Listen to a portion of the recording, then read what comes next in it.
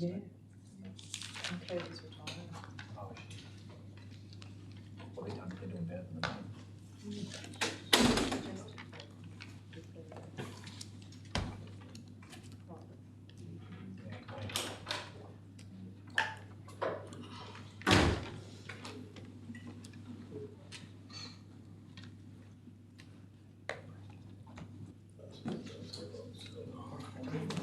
Thought you were going to sit in the bench too. Yeah, no.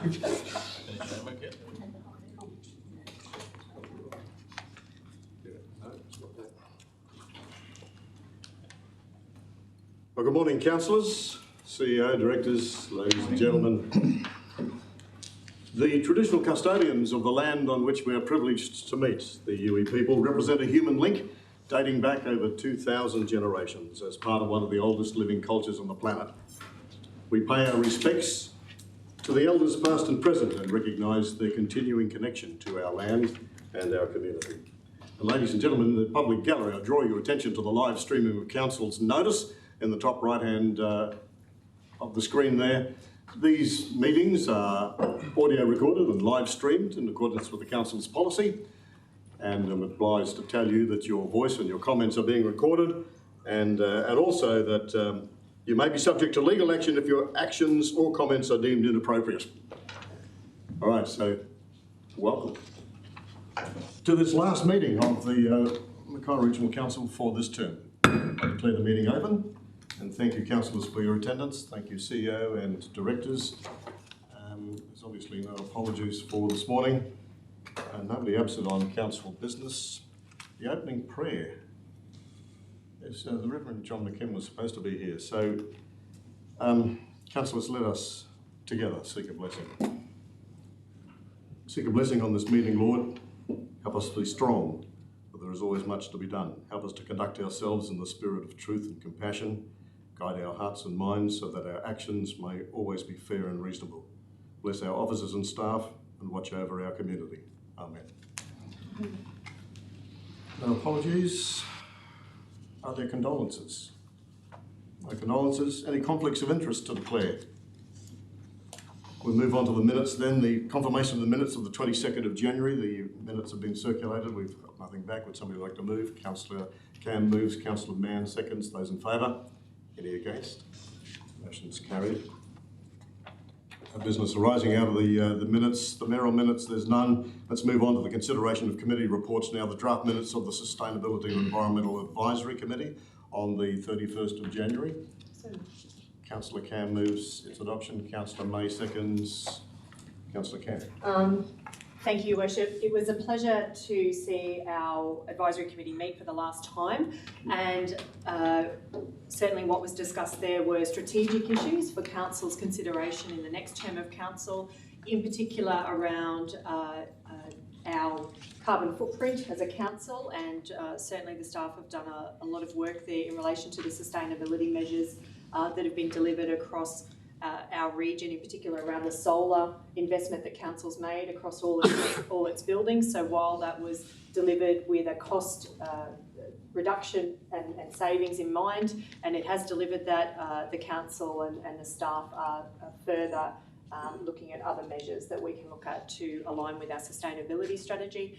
The membership of that committee is something that I would urge the future council to continue with in relation to the external stakeholders. So we formed some great relationships with reef catchments.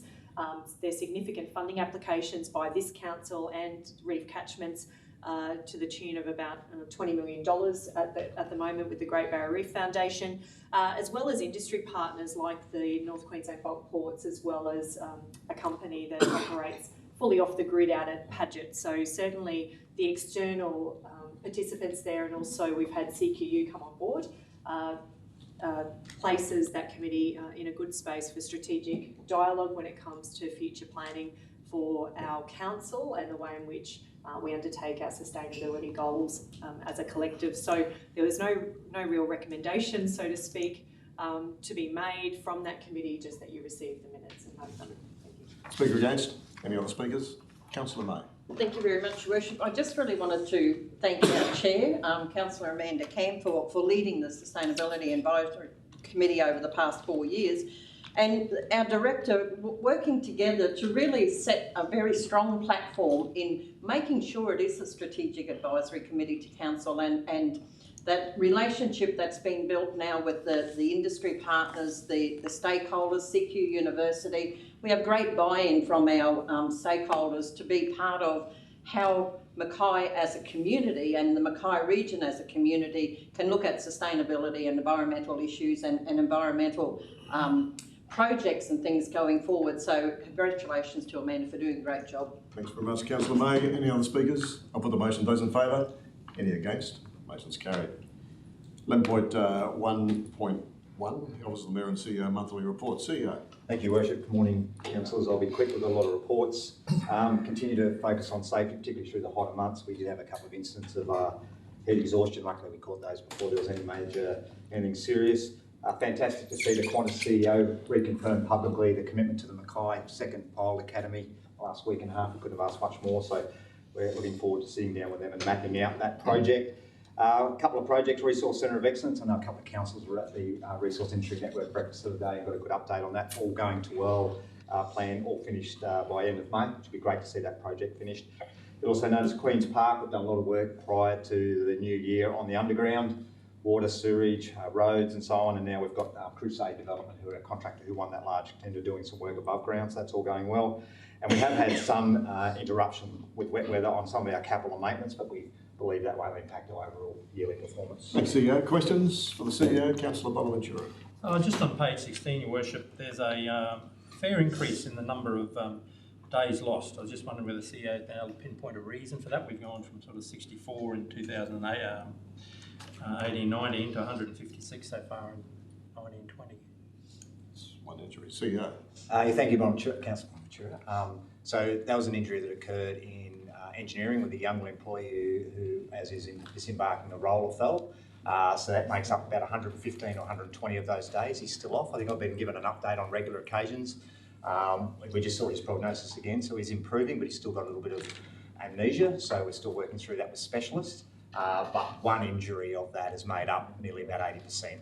So unfortunately, so we're working very closely with that employee. Thank you. Councillor Mann. So I've got two questions. So the first one's on page 18 in regard to safety inspections where they weren't all completed due to staff being absent. I just wondered if there's a bit of a flaw in the process where they wouldn't be completed in the month they should be. Okay, CEO. It's the same timing process we've always had. So people have got to a deadline at the end of the month to have them in. Sometimes we have that they're done and they haven't put them in the system. That's not the case, and you'll see that it looks quite bad for one particular department, but it added up to one particular safety because there's only a few people who do them. So it's the same process we've used at some time, Councillor Mann. So it's very strong. We're very clear about what our expectations are. So in this particular case, I'm not sure where the individual left it to the last week. We just keep reminding people that it's 30 days or so in a month, and there's 90 days or so in a quarter. You shouldn't leave things to the last minute. So it's something that's been very clearly passed on. Second question, Yes. Councillor Mann. So in regard to solar panel installation, just wondered if they're all complete, they're fully complete now, hooked up, all that sort of thing. And also just a comment, very keen to see energy efficient and solar lighting initiatives progressed. CEO. We still, there's the main water treatment plant at Nebo Road. So it's all physically there, ready for connection. There was basically a cell that was earmarked in our switchboard for solar was used up by somebody else. So it's an internal issue. So we're just sorting through that with Rapid and then it's ready to go.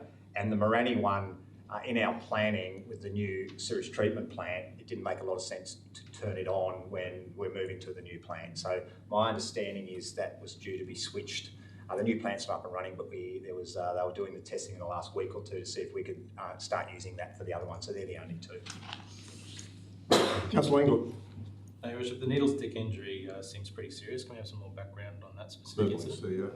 Yeah, thank you. So it's one of our cleaners actually in the toilets down here next to the car park. So we have the correct containers. What happened is this particular needle was facing upwards. Our procedures are quite clear for our staff to not get your hands anywhere near the top of that container. And unfortunately, when it wasn't a female employee, in this case, one of our cleaners got a hand close to the top and got pricked at the top.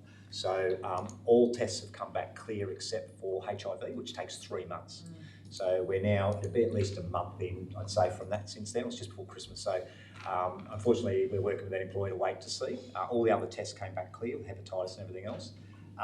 So our procedures are fine, and we've talked to the employer. It's not her fault, but we try to keep our hands away. And usually the needles are put down. This particular case, the needle was putting up, and we've got a hand close to the top. So we have different procedures to say not to get your hands near that. Councillor England. So the needle was already in the sharps container? Yes, correct. Okay. Yes, correct. Further questions? Councillor May. Just in relation to the new animal facility, I was just wondering, have we heard anything further on that funding? CEO. Thanks, Councillor May. No, you'll probably notice in the budgetary forecast I've had to push that a couple of million out because we're waiting for funding because you can't spend what you don't have. So, look, we're on the shortlist, as you know. Yep. We're following up repeatedly, the executive officer and our grants officers. To be honest, we're not quite sure when it's coming. We're quite positive because we made the shortlist, but we have not been given a date. So, unfortunately, we're sitting waiting. Thank you. Councillor Mann, you thought of another one. I did, yes. Just in relation to the museum strategy, just wondered if it has commenced, and also if we're going to pay particular attention to management of volunteers, given they operate a bit differently than the rest of council. Sure, CEO. Yes, thank you, Councillor Mann. Yeah, absolutely, and I think we've got a volunteer strategy as well, but making sure we bring that into account. And that'll all be taken into account, and that process has started. Okay.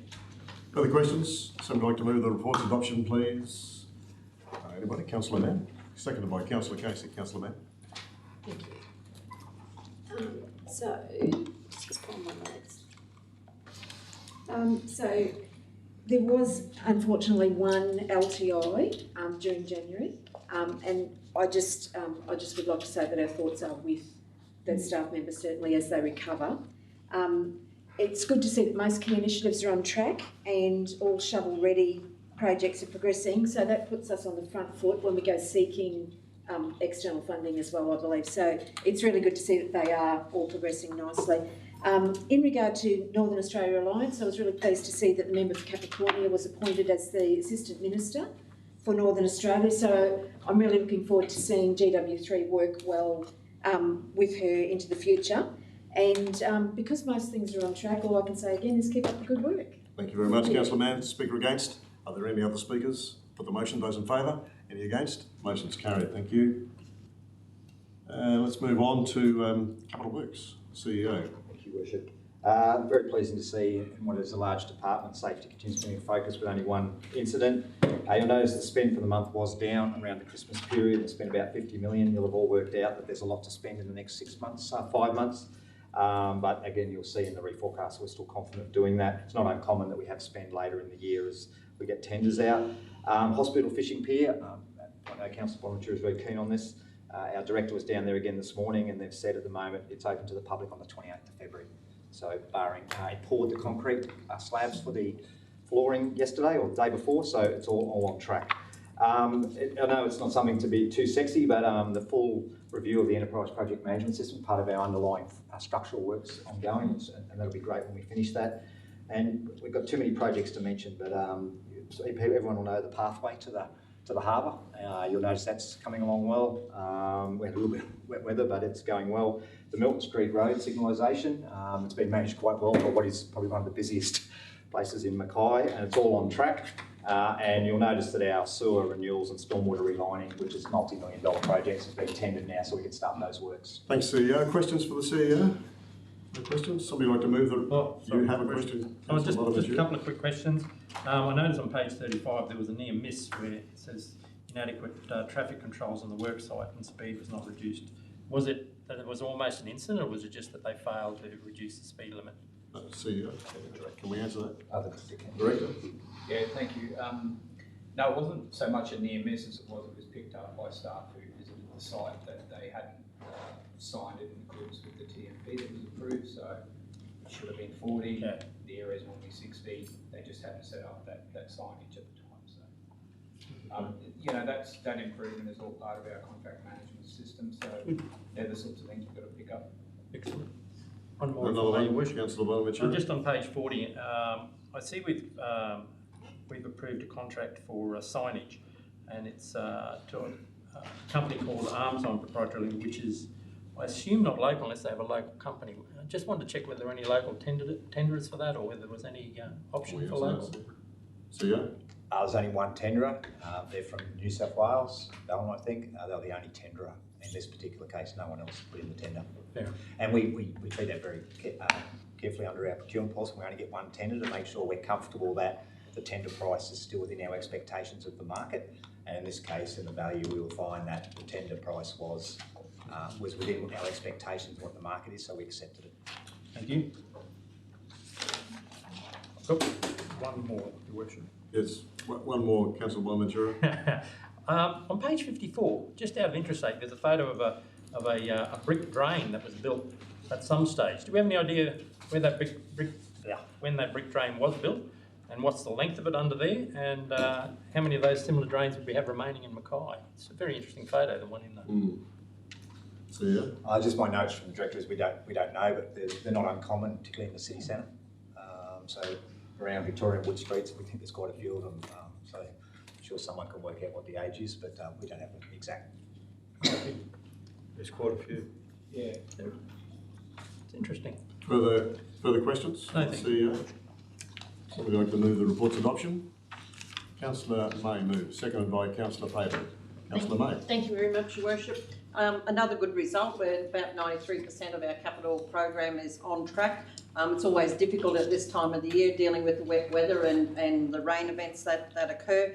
But I think over the whole program, it's really something that we're very, very proud of, I think, from bringing the capital delivery from what might have been about 70% in previous capital programs to being up there at 93% and consistently at 93, between 93 and 95% is a credit to the department.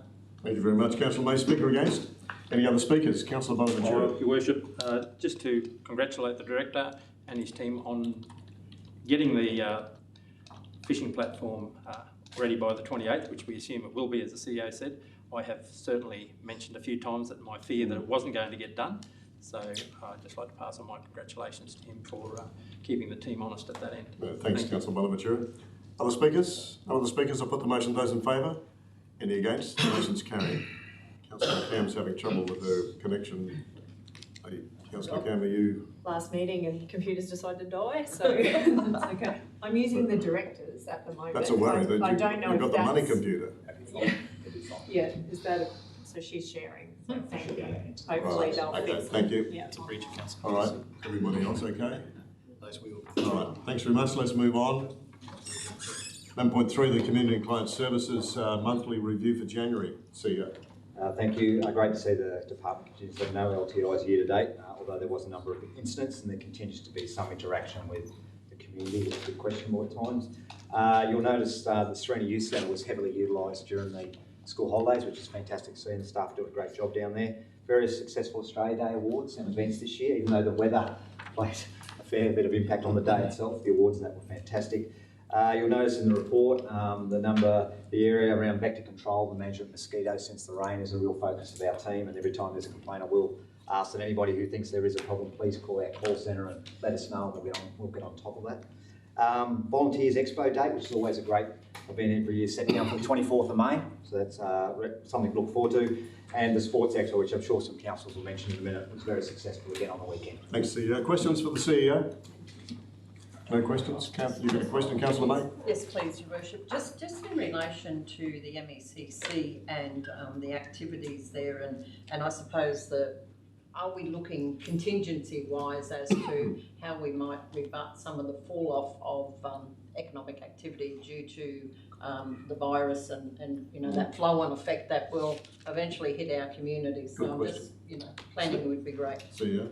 Yeah, thank you. And just as the manager of the MEC is also the acting director today, but he's mentioned to myself and the director only a week or two ago that we're seeing, because of the virus, that a lot of large international conferences typically go to the capital cities are being cancelled and withdrawn, which means that any others that come up or typically come up to the regions may now be tempted to go to Brisbane or go to these other capital cities. So it's going to put a lot of pressure on ones that aren't locked in for us. So the manager has got a strategy of trying to work through that to make sure that we can continue to be competitive in that space. So I can honestly tell you that he's already on top of it. I'm not sure we've solved the problem yet, Councillor May, but I know that he's raised it already as a concern and looking very closely on what we can do. Thank you. Further questions, Councillor Bella? I note here the work that we've done in pest management, spraying of dry rat tail grass and Parthenium on roadsides. On Horse and Jockey Road over the last, under that large sign, I raised it before about the infestation of rat's tail grass there. We took action on it, and obviously as rat's tail does, it's recurred. My question is, when we identify an infestation, do we have a program where we basically revise or go back and continue to treat in an attempt to actually eradicate it, or do we just do it one-off and then rely on further reports? Yeah, good question, and I wouldn't be confident in the answer, so I'll come back to you if that's all right. Thank you very much. I'd like to hope that we note it and go back and check. That would be a good process. I'll just confirm that is the process and come back to you. Thank you. Further questions? Somebody move the report's adoption. Councillor Angler moves, Councillor Cam seconds. Councillor Angler. Thank you, Your Worship.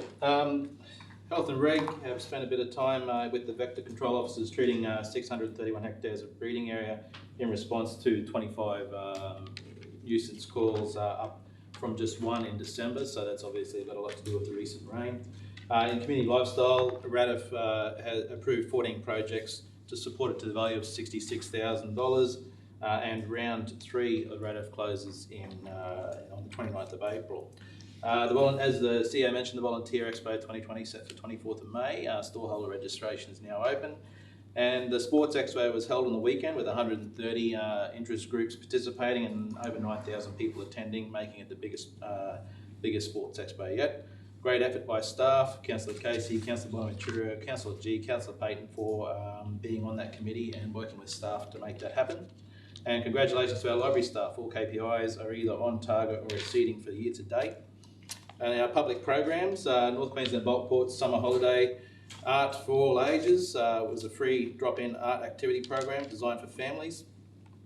And in the report it has the comments of a 9-year-old, but prior to reading that out, I'll just quote Oliver Holmes.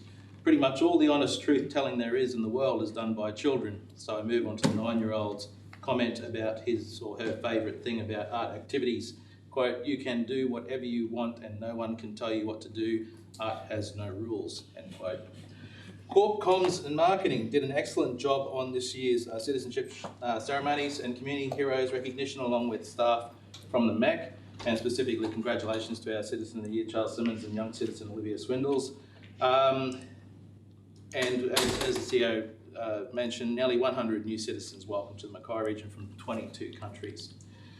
Much needed rain was a gift on Australia Day, but many of the activities had to be cancelled, which means that they were held on subsequent weekends or were still to be held. So far so good for the emergency management team, touch wood, with the 2020 disaster management plan presented to the LDMG. I'm talking too much, so I'll leave out that part. 2020 with Health and Reg, there's 794 requests compared to 744 for the last 12 months. So they're 2% behind in their KPIs, but that's a significant increase, so that's to be expected. And if this is my last opportunity to speak to this report, I would highly recommend to any future council that they further pursue the initiative of the SES Strategic Directions Group. I truly believe there's an opportunity for us to engage our volunteers and make an excellent system that can be an example to the rest of the state. And if you don't do that, I'll haunt you. But anyway, I would like to thank the Director and CEO for this report and recommend the motion. Thank you very much. Speaker against? Any other speakers? Councillor Bella. As per my question regarding rat's tail grass, I've always had a particular interest in pest management, not only by landholders but by the council. What we do find is that while wild dog, pigs, and indeed we've got infestation of foxes here as well, are very visual, and we can actually see the damage they cause not only to agriculture but to the environment, all grasses are not created equal. We've got things like rat's tail grass, Parthenium, any number of others such as sicklepod that many people do not recognise. The problem with these, once again, they do not just impact agriculture, they impact our environment, our wetlands and things like that. Once these pests are there, we're restricted in management due to the fact that we're unable to use the appropriate chemicals in sensitive areas. I understand completely that it's difficult to direct enough resources towards this. However, in dealing with any pest, consistency is actually one of the most effective ways of controlling anything. One-off hits don't work. These pests are recurrent and persistent, and we need to be forever vigilant in their control. Thank you. Thank you, Councillor. Councillor Bonaventura, you're speaking for the motion. Yes, Your Worship. Just a couple of points I'd like to make. Firstly, to congratulate staff at the Serena Youth Centre for their performance over the school holidays with 186 young people through the doors. I just think engaging our young people in this way can be very beneficial to their future, and I congratulate them. Also, the Mackay Community Director Volunteer Portal. This portal provides an opportunity for organisations and clubs with a listing in the directory to advertise their volunteer opportunities. This is a great initiative. I believe that through the link on Mackay Community Directory, this will grow to become a popular way to find community groups and services throughout the region. In fact, it's off to a good start, Your Worship, because the Banner District Progress Association is already on there. So, very good start.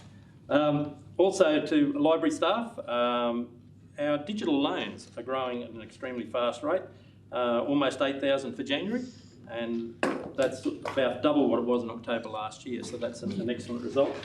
And just one more point, if I could. On page 87, you'll note there was a graph about our live streaming of this council meeting. So it's almost 12 months since we started live streaming of council meetings. And in that time, just over 2,000 people, and that's without the people who are watching today, so thank you out there. This is a good result, and it's something that I'm very proud that I supported right back then, so it'll continue to grow. So I recommend the motion. Thanks, Councillor Bonaventura. Any other speakers? I'll put the motion. Those in favour? Any against? Motion's carried. Let's move on to the Local Disaster Management Plan, the LDMP. 11.3.2. Are there any questions on this? I mean, this is a high-level document that instructs the Local Disaster Management Group. Any questions? I'm happy to move that we adopt it. Seconded by Councillor Cam. It's pretty well straightforward. I'll put the motion. Those in favour? Any against? Motion's carried. Thank you. The 11.4.1, the Development Services Monthly Review for January. CEO. Thank you, Your Worship. Not a surprise to everyone. Our staff are doing a great job on trying to get on top of the grass. Be patient, we'll get there.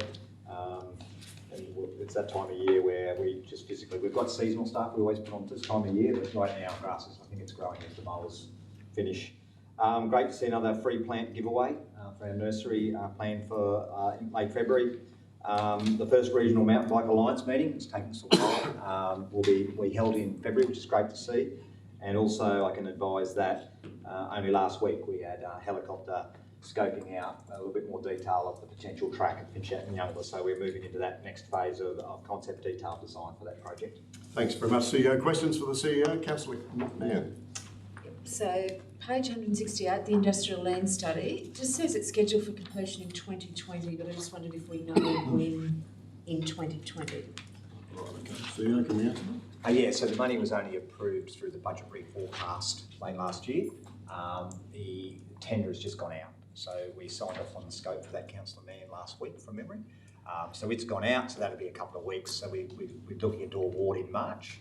All going well, March so then it's time to do that. So I would suggest it's mid 2020. So June, July would be our plan. Excellent. Further questions, you have another one? I do have another one. So just in relation to page 178, in relation to the Italian Street Party, where it's being funded from different source, being, the conference and events is where stuff is normally sourced from, funded from. And I just wondered if we're going outside the process that we normally look at. I don't believe there's a change, but maybe we've got the words wrong. I'll just check with the director if that's all right. Yeah, I'm trying to find the wording, but the Italian Street Party is a city centre project. Yeah. So ordinarily that is, and I believe it would be levy funded, but it's a city centre project. Can we have a look and come back to Councillor? Yeah, Thank it's, you. it's not funded through the investment Mackay funding. I can confirm it's definitely not through the investment Mackay. I think the councillors might recall there was a reduction in the levy this year, and then we put some other money in our P&L. So if it's not levy, it'll be out of that. It's definitely not out of the invest Mackay money. Okay. Councillor Walker. Thank you. Yeah, the Greater Whitsunday Alliance has appointed Oricon to do a digital infrastructure study. What's the extent of that? What are we sort of aiming to do there? It's been a buzzword for a very long time, and I sort of asked that question when I had a meeting with them on Monday this week, just gone. And when we have the initial report, we'll be able to report to council about the outcome of that. The digital infrastructure is about a community's ability to meet the demands of the next level of digital connection, of Wi-Fi connection, and of businesses to be able to access a pipe big enough to cater for their expansion. More than that, I can't tell you until the report hits the table. Are there other questions? Councillor Casey. More a comment, Your Worship. It's great to see that all the development assessment timeframes are all well within the budgeted timeframe, so it's good to see for the Development Services Department. Thank you, Councillor Casey. Councillor May. Just in relation to the Mackay City Centre survey, we had a great presentation from the Chamber of Commerce, and it says in the report here that we're progressing that. I'm just wondering how that is progressing, because it would be a shame to lose the momentum that was created through that survey and the engagement with the city centre businesses to not be, actioning in that. Certainly. So, Thanks, Councillor May. I had a meeting with the Chamber this week, more to map out, just to understand what their plans were around exactly that, not losing momentum, also given there's a budget coming as well. They, without giving away to the Chamber to speak about their activities, not me, so I was quite happy that they've got a plan in the short term around using a reference group of key businesses there to use as a sounding board for initial survey results to then communicate with the rest of the business. I think that's going to happen next month. And then from that, on the 5 pillars that we all agreed and signed off on, we'll be working, I believe, through that reference group with them to then work out a strategy around that. So my understanding is the next month or two that'll be mapped out. Councillor May, second. One further question. So in what role or capacity will council be assisting, or hasn't that been determined yet? So that was really my question with the Chamber. So I think the meeting they're talking about with the reference group in the next couple of weeks, they want some key council staff to come along to explain about what our plans are around different things, around infrastructure, laneways, those sort of things.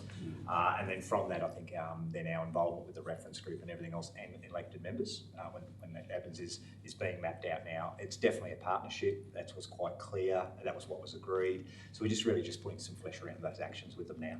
Okay, thank you. Further questions? Councillor Moore. One more. The facade improvement scheme is being relaunched in this month with amended guidelines. Are there any major changes there? Or? CEO. My Director, I don't think there was too many changes to the facade. I know we had a briefing on this. Yeah, and I can resend the outcome of that briefing. The briefing, if you like, yeah. I can't, there were some minor changes. I can't exactly remember what they were, but it was as per the briefing, so I can recirculate everyone. Thanks very much, Director. Further questions? Councillor Bonaventura. Just on page 177 under economic development, there's active in the Mackay City Centre, there's a new billboard going up at Bakers Creek in late February. Just checking who's funding that, and also will we also be targeting a campaign using local media around the same time? It's going from 4 months, I noticed here. Director. Yes, so that's actually moving an existing billboard. So there's 3 billboards funded from the city centre levy to market the city centre that have been, we've had that under contract for about 5 years now, I think. And so this is actually the moving of the billboard to what is considered a more like a visible location. Yeah, and there are other marketing activities planned. There's been a bus like signage project, and there's an upcoming project planned this Saturday. Thank you. Further questions? Would somebody like to move the report's adoption? Councillor Englert moves, seconded by Councillor sorry, I'll get it right in a minute. Mann. Thank you very much. Councillor Englert. Thank you, Your Worship. It's interesting note at the top of the report that there's an application bid lodged for operational works for another 47 residential lots at Plantation Palms Estate. So that's good news in the future if that's successful for local business. A number of applications in December, January resulted in a budget showing a positive variance. We know that over the last few months it's been a bit low and it's been playing a bit of catch up, but we're there now. Strategic planning is travelling well with ongoing projects to be reported on further. And I've got to say, Your Worship, this report is becoming is an excellent report, but it's the most boring report to read because all you see is everything's on target. So you just go through and just all green everywhere. But education and economic development and tourism sees ED, Mackay Tourism and the MEC working together on shared actions identified in the Mackay Region Event Strategy for 2020-2025. And as I mentioned, the boring parts, national environment projects, capital works projects, botanic garden projects all on target. Camping analysis is ongoing, as is the Sugar Shed business review. Another boring part, industry development support, investment attraction and growth, livability, Sugar Shed, all meeting targets. And this is again an excellent but very boring report. I want to, at the risk of sounding pessimistic, if I don't ever have the opportunity to speak to this report again, I highly recommend to any future council that the mountain bike strategy is possibly a very worthy endeavour to pursue. It may require an upcoming council to spend significant funds on it, but I think if we take a deep dive into the possible outcomes for the people that live in our valley, I don't think you could deny that it would be something for a future council to seriously consider following through with. Recommend the motion. Thank you very much. Speaker against? Any other speakers? Councillor May. Thank you very much, Your Worship. I really just wanted to highlight, because we won't get another opportunity, that the Serena Sugar Shed is featuring at the Australian Tourism Awards on the 6th of March in the winning of the Gold Award for the state as far as food in excellence in tourism. So I just really wanted to congratulate the staff on what they've done so far and wish them well with their awards in March. Thank you very much, Councillor May. Any other speakers? I'll put the motion. Those in favour? Any against? Motion's carried. Thank you. Let's move on to 11.4.2. The Tropical Cyclone Debbie flood studies. So we've had numerous briefings on this. Are there questions for the CEO? It's great to see this study up. Constituted a number of pages for this agenda. I'm sure you've read it all. Several years. No questions for the CEO. Would somebody like to move then the adoption of the report? Councillor Casey moves. Councillor Payton seconds. Councillor Casey. Thank you, Your Worship. I think you've said it all. 2017 with Cyclone Debbie, and it's been a hard row, and congratulations to the staff that's done this these flood studies. Enormous amount of work that's gone into that, and they've had numerous briefings to us here and questions have been asked, but they've really come up with a good report here. So it's just tells us what we really have to do, what need to do in the future, and all of it comes with a big price tag. Thanks, Councillor Casey. Speaker against? Any other speakers? Councillor Bonaventura. I'd like to echo Councillor Casey's words, Your Worship. And as we all know, several communities in the Sandy Creek, Rocky Dam and Funnel Creek catchments were significantly impacted by the flooding following TC Debbie in March 2017. The flood studies were prepared for Council by engineering consultants AECOM, with funding assistance provided by the Australian and Queensland governments through the Natural Disaster Resilience Program. The flood studies were prepared so we could understand flood risk and improve planning, emergency management and disaster preparedness in those catchments. The local community and key stakeholders have played a valuable role in the development of this flood study by providing information on the flooding from TC Debbie event. Residents provided a variety of information including rainfall data, photos, videos, flood flow, direction and depth. And that's interesting, the one in direction, Your Worship, in some places where you believe creeks were running that way, the water came so high it was actually running the other way. In some places, the flooding was reported as being the worst flooding experienced in residents' living memory. This indicates that TC Debbie event was a very rare event. Having attended many of the information sessions, it has helped me give me a personal understanding of what it was like and what happened out there. In conclusion, the adoption of these flood studies today will provide good flood hazard information for Council, LDMG and other key stakeholders interested in flooding in those catchments. So, thank you. Thanks, Councillor Bonaventura. Councillor Camp. Thank you, Worship. I'll try not to repeat what other councillors have brightly outlined, but I did want to acknowledge and pass on through the Director to our Principal Engineer, Robin Burkett, who I think has shown and demonstrated both leadership in her expertise, but also in the way in which herself and the other team members engage with the community and the other stakeholders with such professionalism. It is a very sensitive topic that we go out to the community with, and whether it is this piece of work, which has been rightly outlined, and the benefit, the future implementation of LiDAR and survey across our broader region is so critically important, and I think a very important investment for Council to make in the short term to deliver significant savings and critical information in times of disaster into the long term. So I just wanted to pass on a personal congratulations to the team for their efforts. Thank you very much, Councillor Cam. Councillor Payton.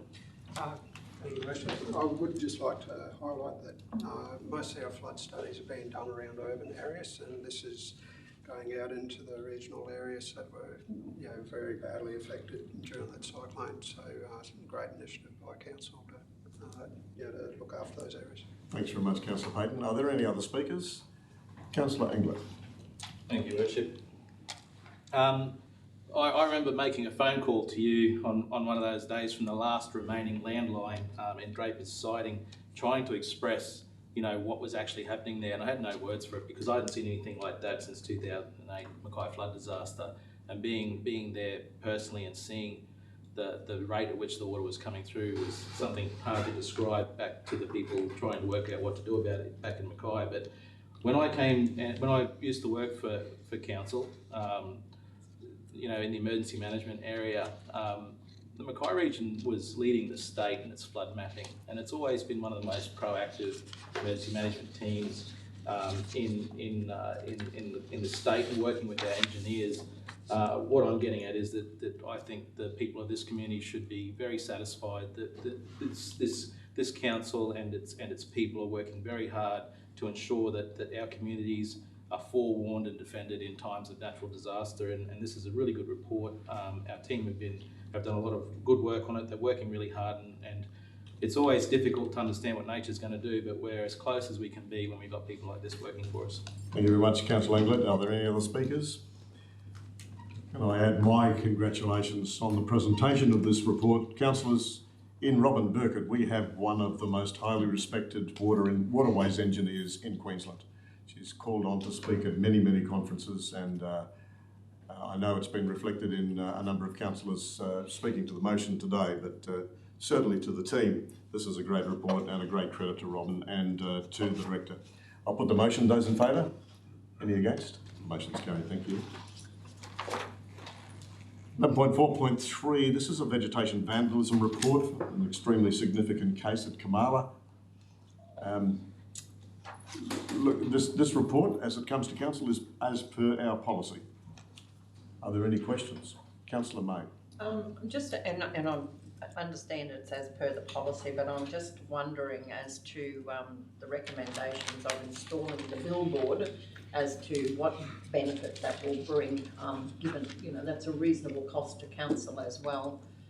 So I just asked if there's some thought around that. We're just following it's the a policy. Yeah. So obviously to deviate from the policy, we'd obviously that we can do that at this report, Councillor. So we've just stuck to the policy that's been agreed. So we've basically just tried to stick to that without, I'm not sure there's been discussions around whether in this case that's or not. We've just stuck to the policy. That's a straight policy report. Councillor Walker. Yeah, I guess it follows on from Councillor May. I'm just wondering, are there a lot more trees left on the site? And I'd also question whether putting out a camera and fencing is going to actually solve the problem. I just question the cost and what sort of result you're going to get out of that. Same answer. So, Councillor, and as I said, this is straight as per our policy. So if we don't like it, we change the policy.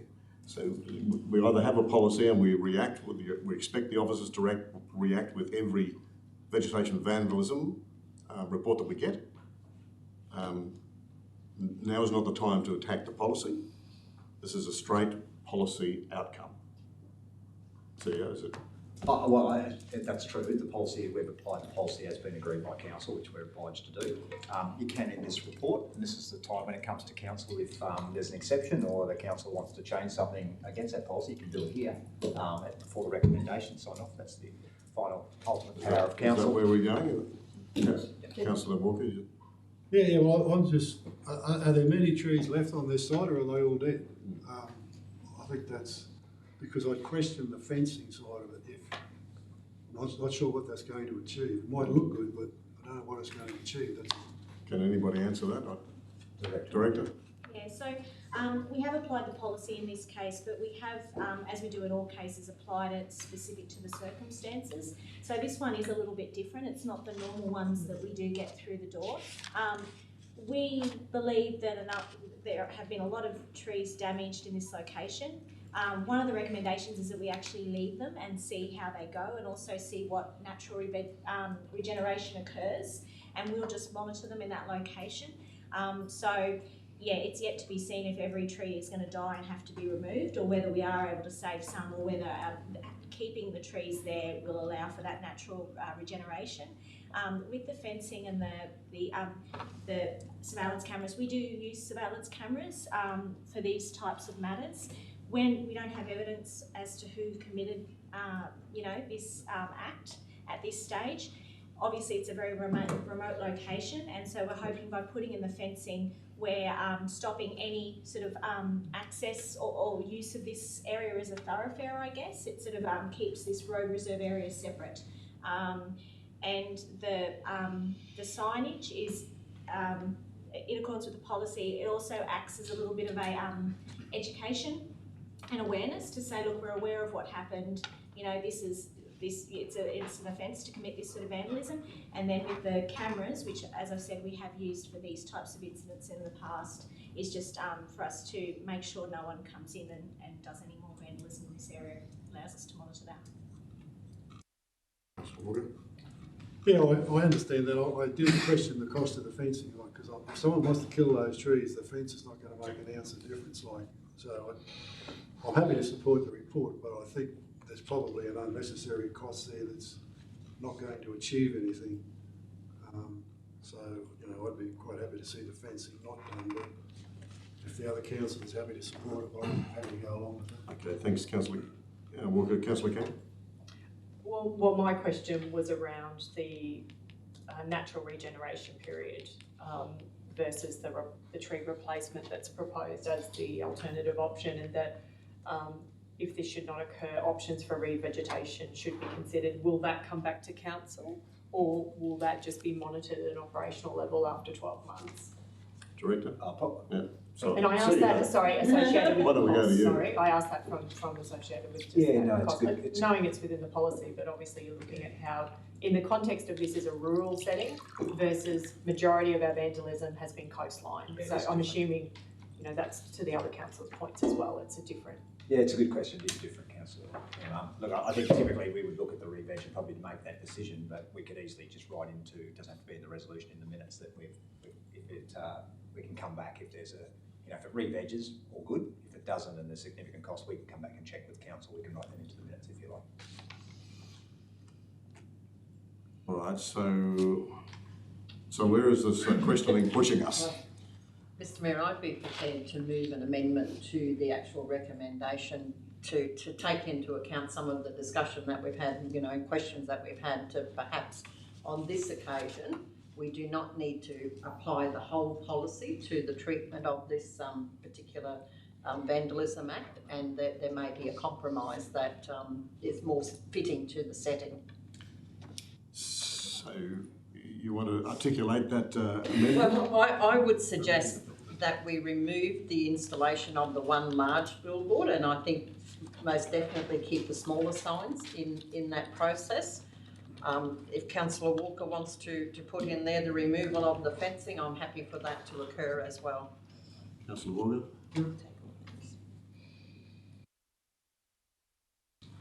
So we'll amend the motion, but council also notes, given the remote nature of the site, it's proposed that rather than 3 for 1 tree replacement, that the site be monitored for natural vegetation for a period of 12 months, and that should natural vegetation not occur, options for regeneration should be considered, and that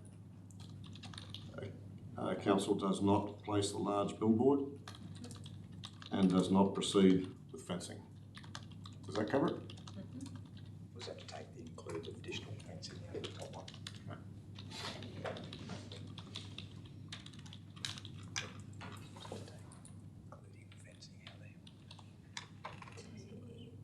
Question, Councillor Camp.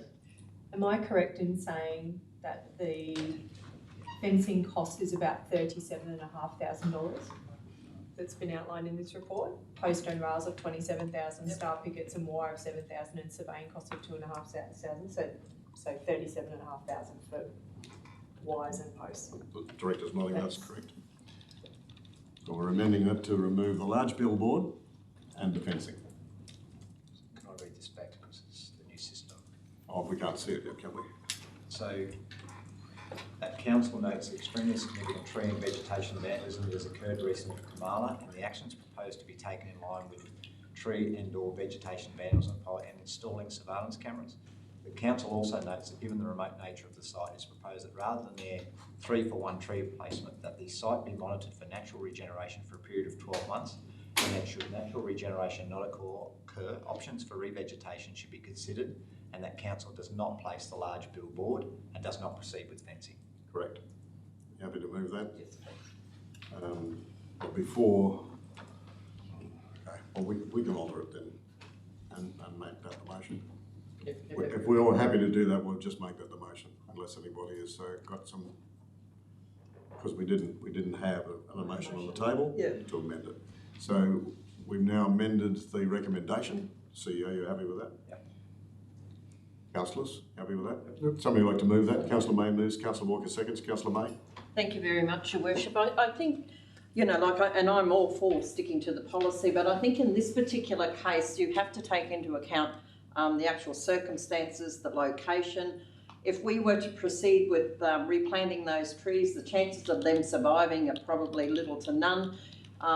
Staff would need to be watering them.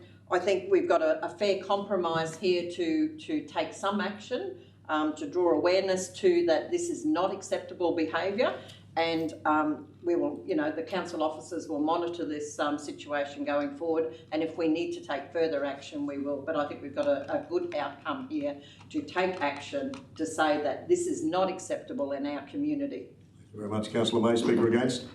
Any other speakers? Councillor Bella? I'm pleased to see that we made that amendment to the motion. The rules are the rules. Things like this shouldn't go on, but once again, at large cost, if we'd have proceeded with the policy in itself, a large cost to what result? The other thing that did concern me, and I'm glad that we've decided not to put the fencing up, is that as we've seen, roadsides are a great source of fire, and the ability to get a machine in on that verge to put any fires that start from, to be honest, cigarettes or whatever other sources would make things just that little bit more difficult. If the fire had have got, and you'll see that this is just after the crushing, there's no grass on that headland as a rule. There is. If that fire gets into cane, then we're in all sorts of strife. So this is, I think, a good common sense move. Thank you. Any other speakers?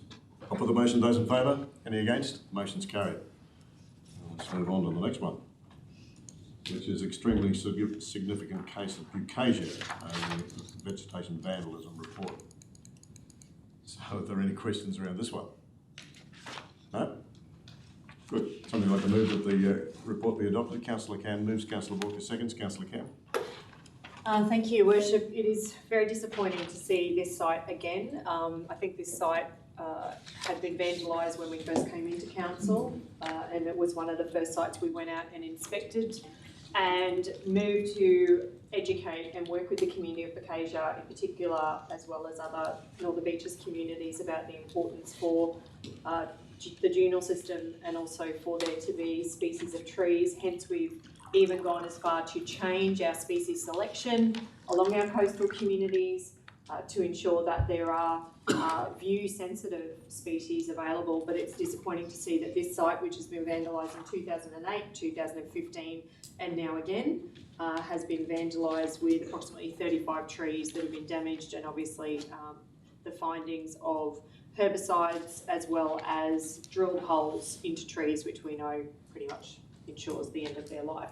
So to reiterate to the community that this comes at a cost to the broader community, and trees on council land or state land in the dual system are the property of the community and therefore need to be respected as such. So I commend this motion as per the policy that there will be signage put up in place there to further educate the community, as well as the planting recommendations via staff. Thanks, Councillor Cam. Speaker against. Any other speakers? I'll put Councillor G speaking for. Through the chair, believe the sign at Turtle Place, the trees have actually reached the top of it, so that sign could potentially be relocated.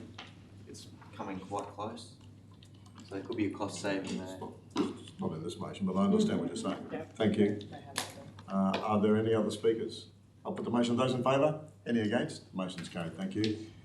11.4.5, the petition regarding water weeds in the Mackay Regional Botanic Gardens Lagoon.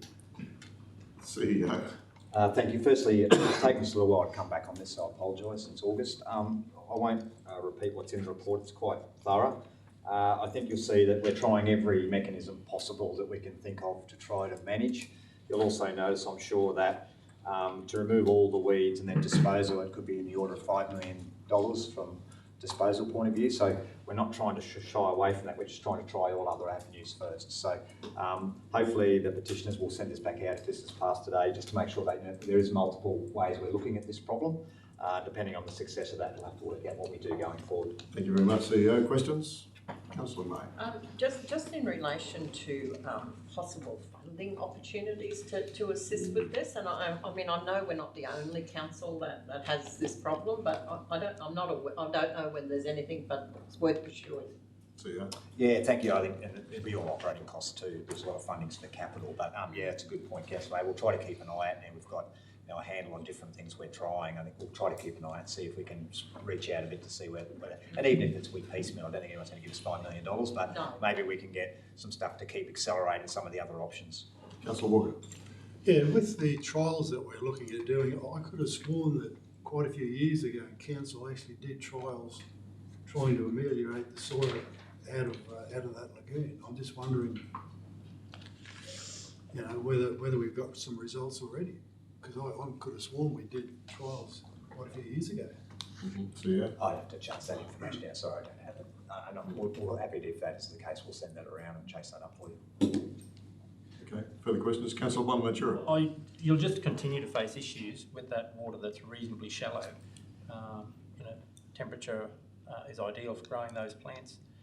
It does need a major overhaul. I would think that we'll continue to trial this, but I'm not too convinced that we're going to succeed. You need depth of water, or else you will continue to get those plants. So, but anyway, we're happy to go ahead. Councillor Bonaventura. Are there any other questions? Would somebody like to move the adoption of the report? Councillor Payton moves. Councillor Walker seconds. Councillor Payton. Thank you, Worship. I know this one's a bit of a delicate process because we can't rush in there and smash the wildlife that is in there. So I think the control measures that staff are putting forward are good measures. Unfortunately, it will take some time for it all to happen, but one of the control measures is to actually dig out some of the silt and that, which once again I think it all takes time, and there's a process of when that will come in play. Thank you very much, Councillor. Speaker against? Any other speakers? Councillor Vella speaking for. Once again, another favourite hobby horse of mine is pest control.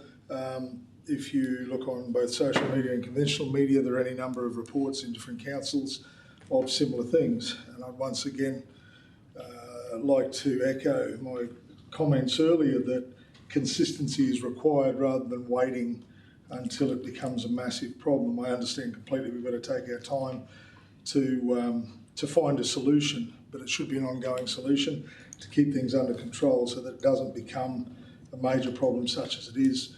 I note also that it's talked about biological control, which I'm a huge fan of, unless of course it goes astray. I note in some of what I've read that it has been tried in other councils with limited results, as was a biological control with giant rat's tail.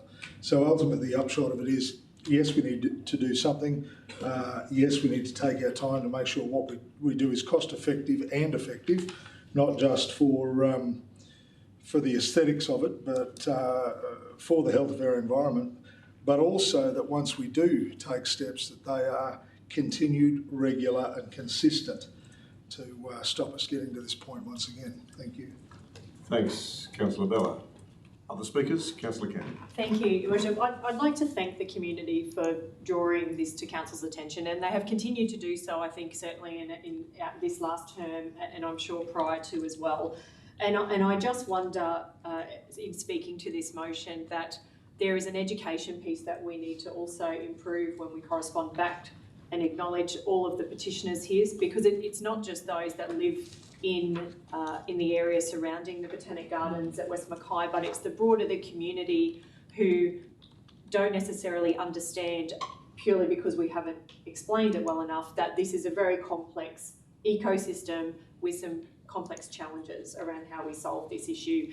And so in speaking to this motion, I certainly hope that we can engage and communicate when we go back to the applicants as part of this, or the petitioners, sorry, and explain that, and whether that's also part of some social media or discussion that council can also do to just explain to the community that we are working and trialling ways to alleviate this.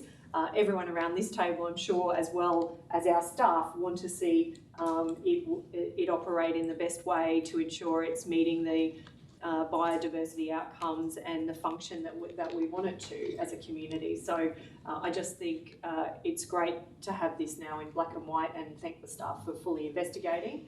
And the next step really is to educate the broader community. Thank you very much. Councillor Cannon. Are there other speakers? I'll put the motion. Those in favour? Any against? Motion's carried. Thanks. 11.5.1, the ECI report for Transport and Drainage. CEO. Thank you, Worship. There's been one LTI for January. No LTIs for January and one for the year, which is the one I spoke about with Council Bonaventura, the one that's been a long term. Vegetation trimming works on the Bridge Road Drain are now complete. It's a big job. Works on Walker Finn Road Bridge at Pinnacle are planned for late February, subject to weather. The replacement of the floodgates at Shelgate Creek, Petrie Street, that's around salt intrusion, risk mitigation, that has commenced. And it's great to see that the Chelmans Road Bridge deck was also completed in January, so ongoing works around our bridges. Thank you very much, CEO. Questions for the CEO, Councillor Casey. Yes, thank you. You mentioned it there, Mr CEO, the open drainage and Bridge Road there. Many a comment, you've only done half a job, Kevin, when are you going to finish? I know we have to get the permit out. How are we going procuring that permit so that we don't have to keep going back to them every time? When we need to, we can go ahead and do the vegetation removal without too much delay. CEO. I might ask the Director if he knows about where we are with the permit. Through your Worship, we're just putting the DA in now to try and get an ongoing. So traditionally we have gone in to maintain those, and there's been a little bit of a change in review from the regulator on the approval process. So that's unfortunately delayed, I suppose, some of the works we would have normally undertaken this time of year. So we're proceeding with the DA, which will hopefully then allow us to have an ongoing ability to go and do that maintenance work whenever we need to. Further questions? Councillor May. Just on page 640, I note in the comments that come back from the survey, there was a couple there around the Snap, Send and Solve app, and positive comments as well. And I just know, like, that's been around for quite some time, but it's something that we don't actually promote, and I'm just wondering whether that's something that we might take up in the future. CEO. I'll let the Director explain what we Director. Thank you, Worship. So firstly, we obviously want to accommodate any mechanism we can to get people to make complaints. We probably have a preference not to use Snapchat Solve because it doesn't link into our own e-pathway, so i.e. we get it in, then we have to re-enter it.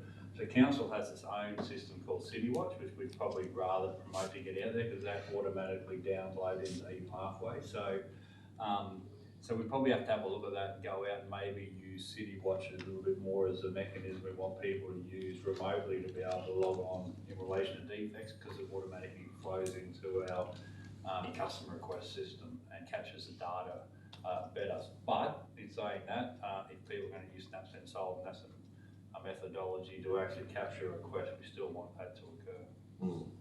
Councillor May? Just a further question. If City Watch is something we prefer, does that come in an app form? Because I think that is the convenience of the SnapSend Solve. It's on your phone, you can do it there and then. So I'm not sure whether that is possible or something that we're even looking at. Director. They're looking down, I'll do it. I know we've discussed this and it's come up at JCC as well around the SnapSend Solve is great, and as the director said, we want to get the information back so we know where to do some work, but it's a double-handing administrative task. And also from memory, the information on the Snap isn't actually giving the contact details back. So when you put it in, you actually don't know who to call to get it. So that's where our road staff have said, it's great, but picture of exactly where it is or something if there's not enough information. So we're trying to work through. So I think the key out of this is that whatever we're going to use and promote, we need to make sure it's simple, effective, so we can work on see how we best do that. But I know our road screw Charlie Wood have said made quite a point about SnapSend Solve, saying we'd rather you don't encourage to use it because it's not useful for us. Okay. So we need to work through that because we want to be able to get a mechanism for our residents to give us information to work on. So we'll work on what's the best way to do it, see if we can do an app. Okay. Councillor Bonaventura? Certainly happy to support the app when it's up and running, but probably just briefly with the CEO, if you put your contact details on when you fill in SnapSend Solve, it sends you an email. I've got an email here from Sunday when I put in a SnapSend Solve issue, and it sent me an email straight back from council saying we've got your request and we're looking at it.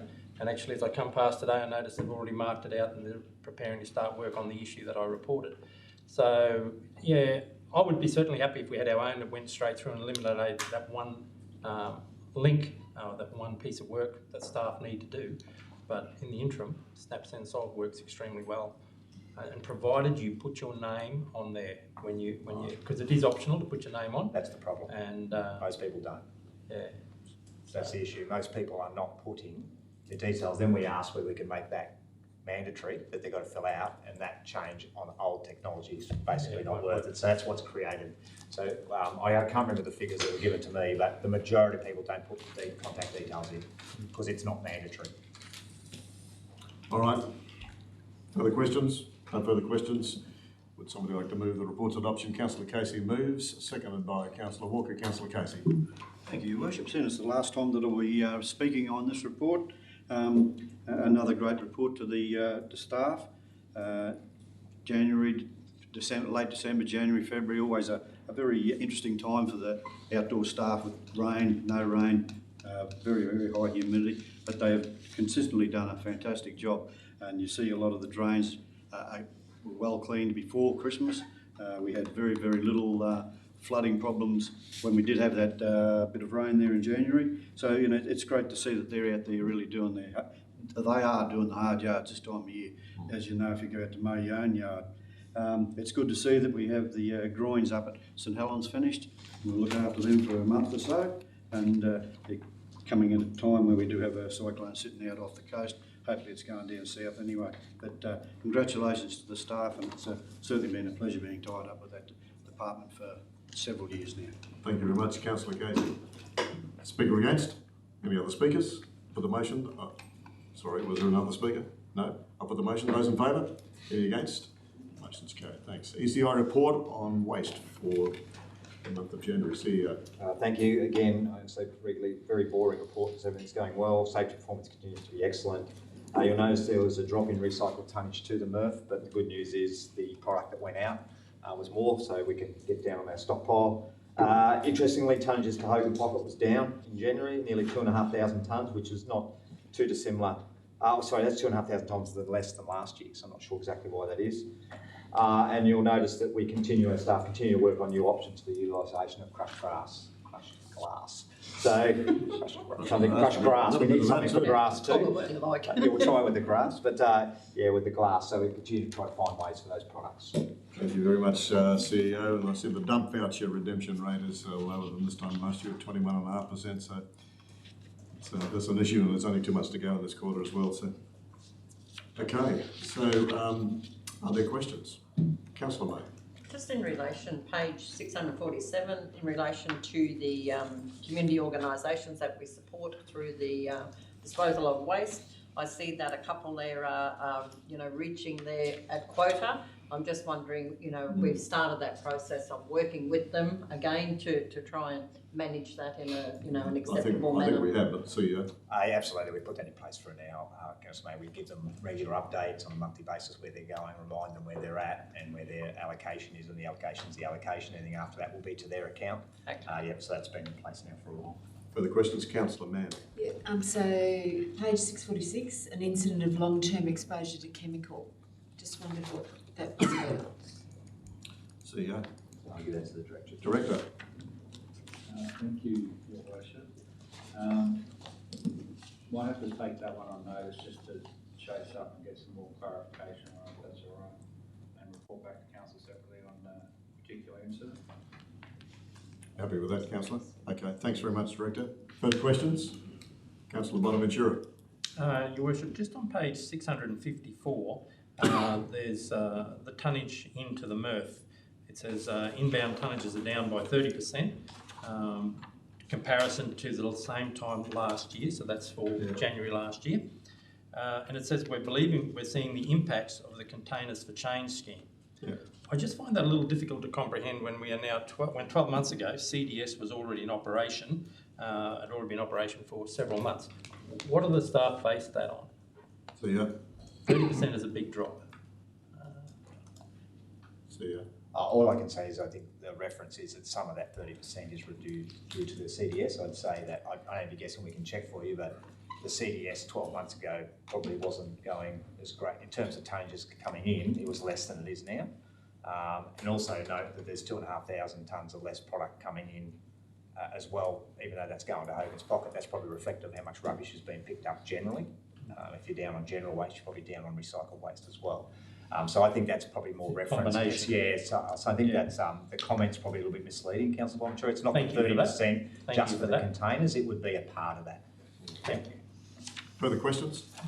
Councillor Casey. It's just an observation. It's great to see that although this department, this area is a small area, for 5 years now they've had no lost time injuries.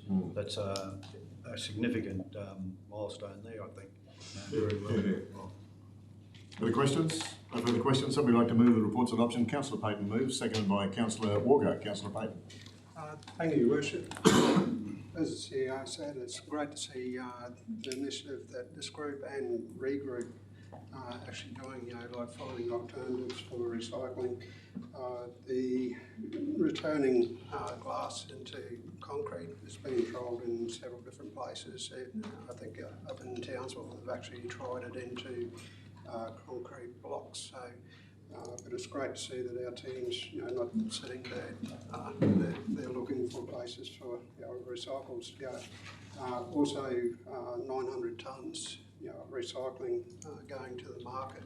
When you see what's happening down in the councils and that down in New South Wales, Victoria, that sort of thing, that's an incredible achievement to keep on moving these recyclables in the market how it is. Thank you very much, Councillor Payton. Speaker against? Any other speakers? I'll put the motion. Those in favour? Any against? The motion's carried.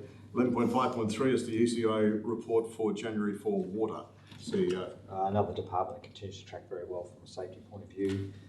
Due to recent rainfall, you notice that the water usage has declined dramatically, as you'd expect, but our dam levels are very high, so all good in that side. For Councillor Bonaventura, we continue to negotiate with Downer on that simple housing dispute. Thank you. I've got to say, we're probably not, unfortunately, a key person on the other side suddenly resigned, so we have to now talk to someone else, so we continue to work through that process. It's very frustrating. And as you'll notice in the report, all other KPIs are basically tracking to plan or better. Thanks, CEO. Questions? Councillor Mann. So another safety one, electronic page 660, a contractor fall from height described as a near miss. What page? 660 is the electronic page.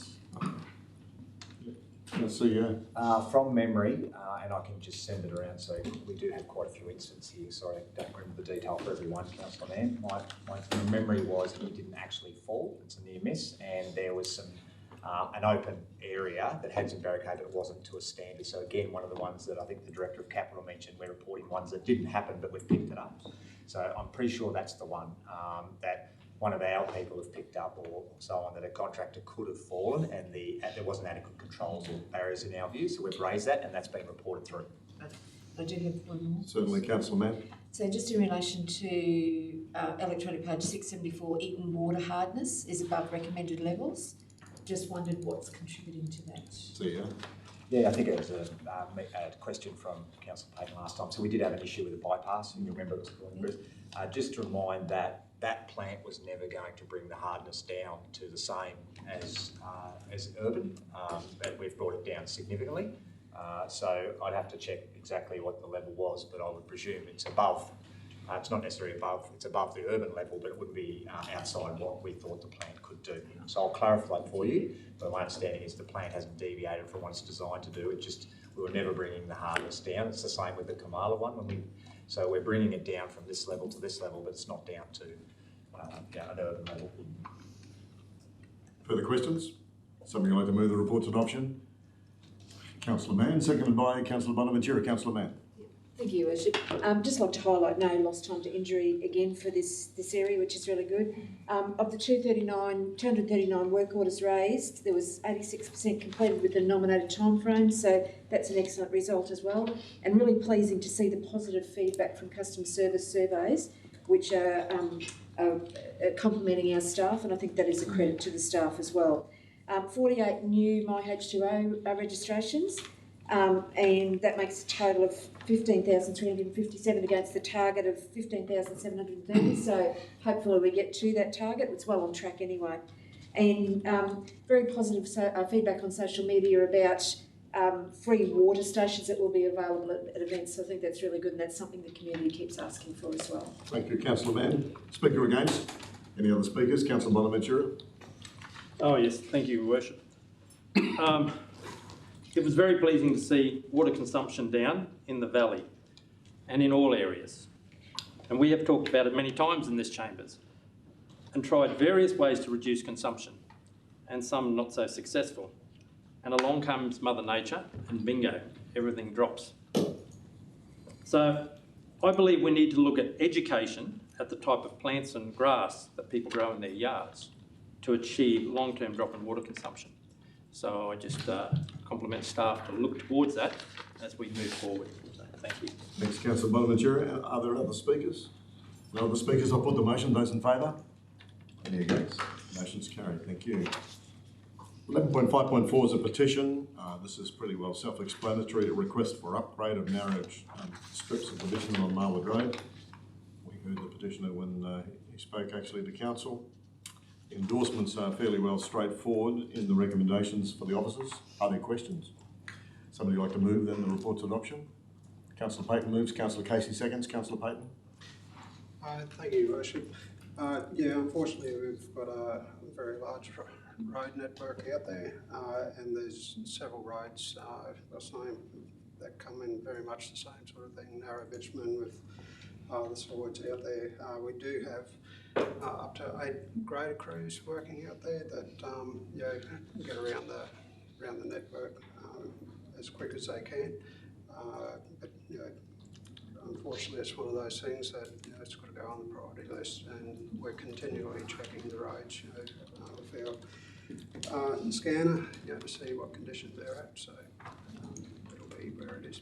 Thanks, Councillor Payton. Speaker against? Any other speakers? Councillor Ballard.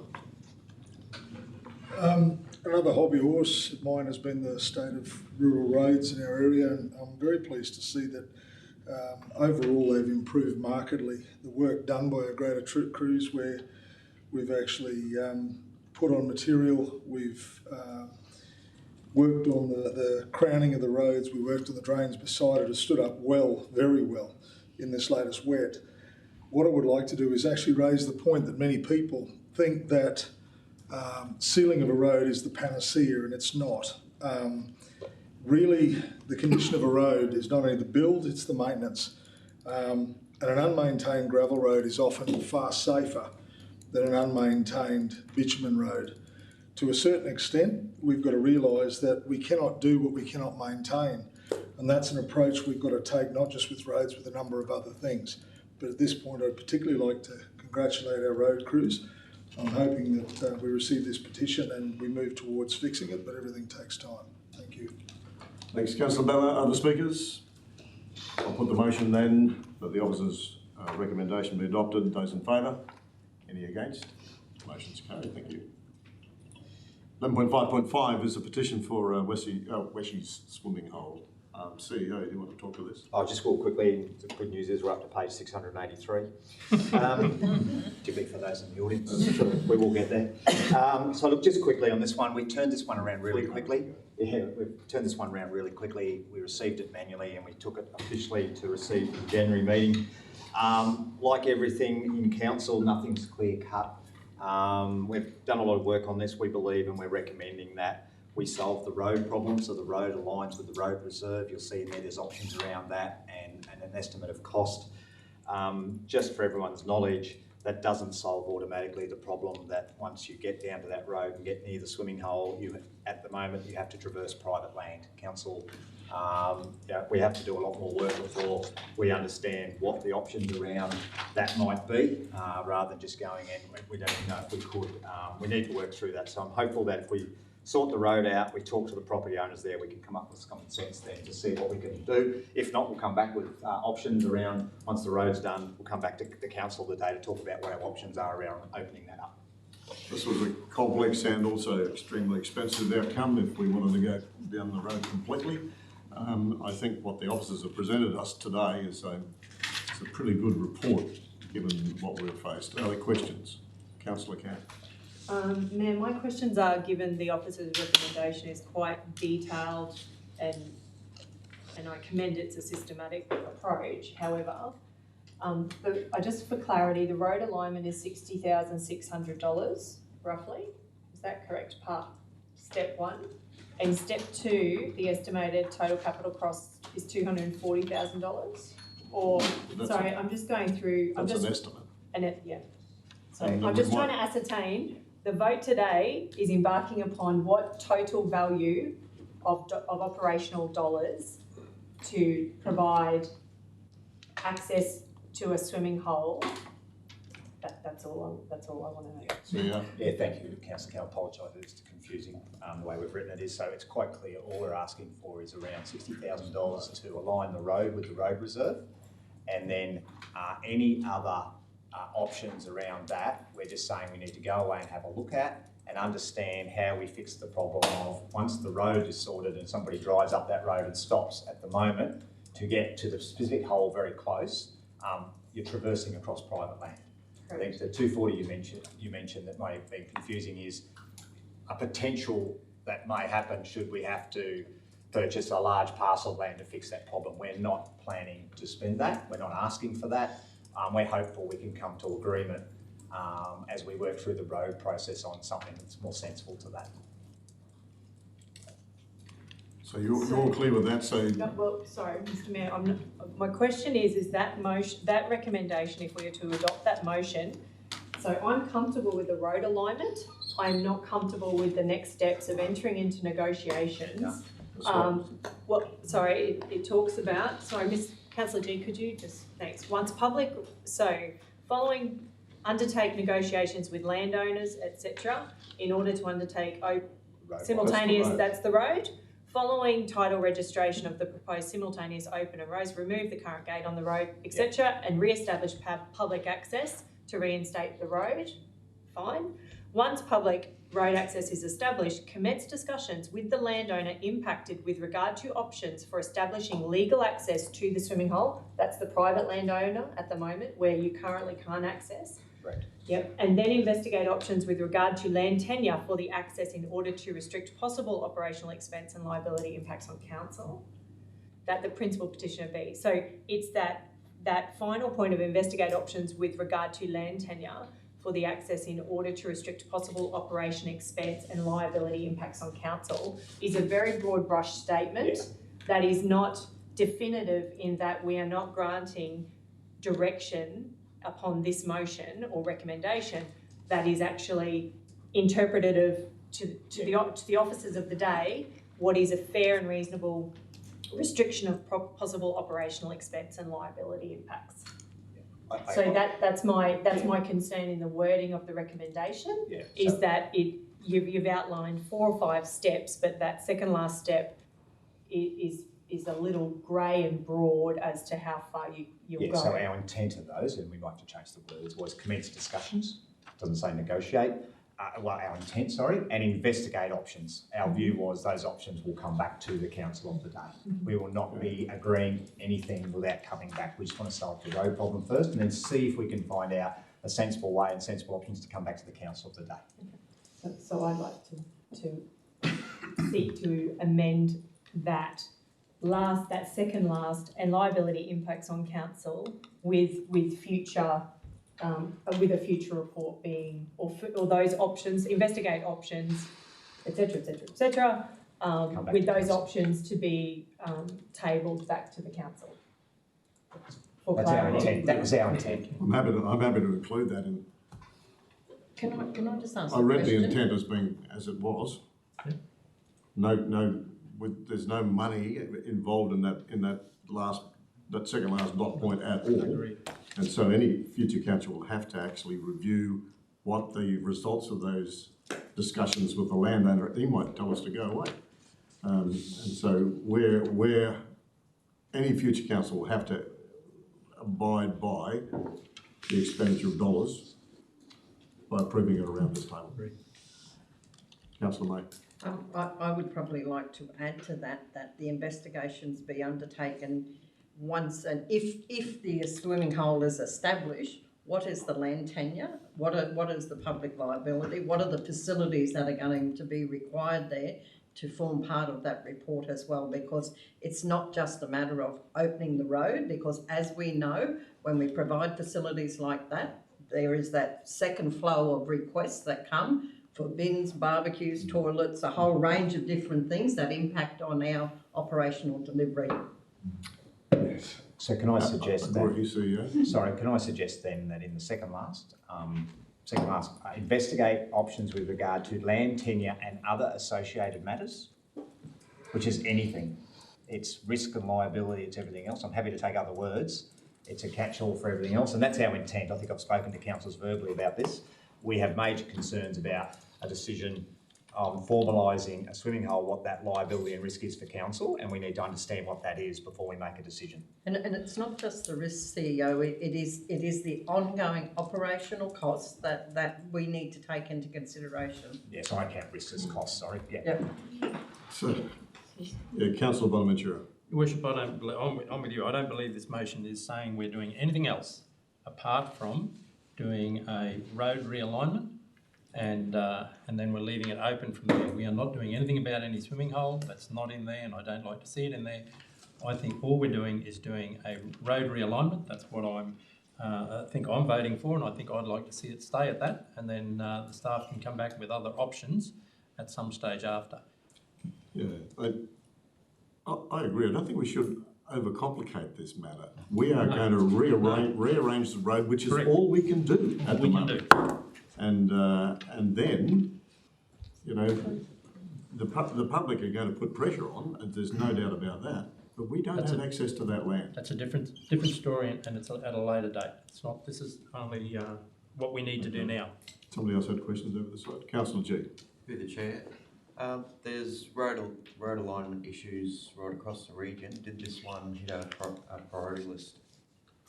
Via a petition. Via a petition? Yep. Via a community petition. Councillor Camp. So, Mayor, my concern is, and it is a comment, not a question, because the question, I look at this through the lens that we we took with Platypus Beach.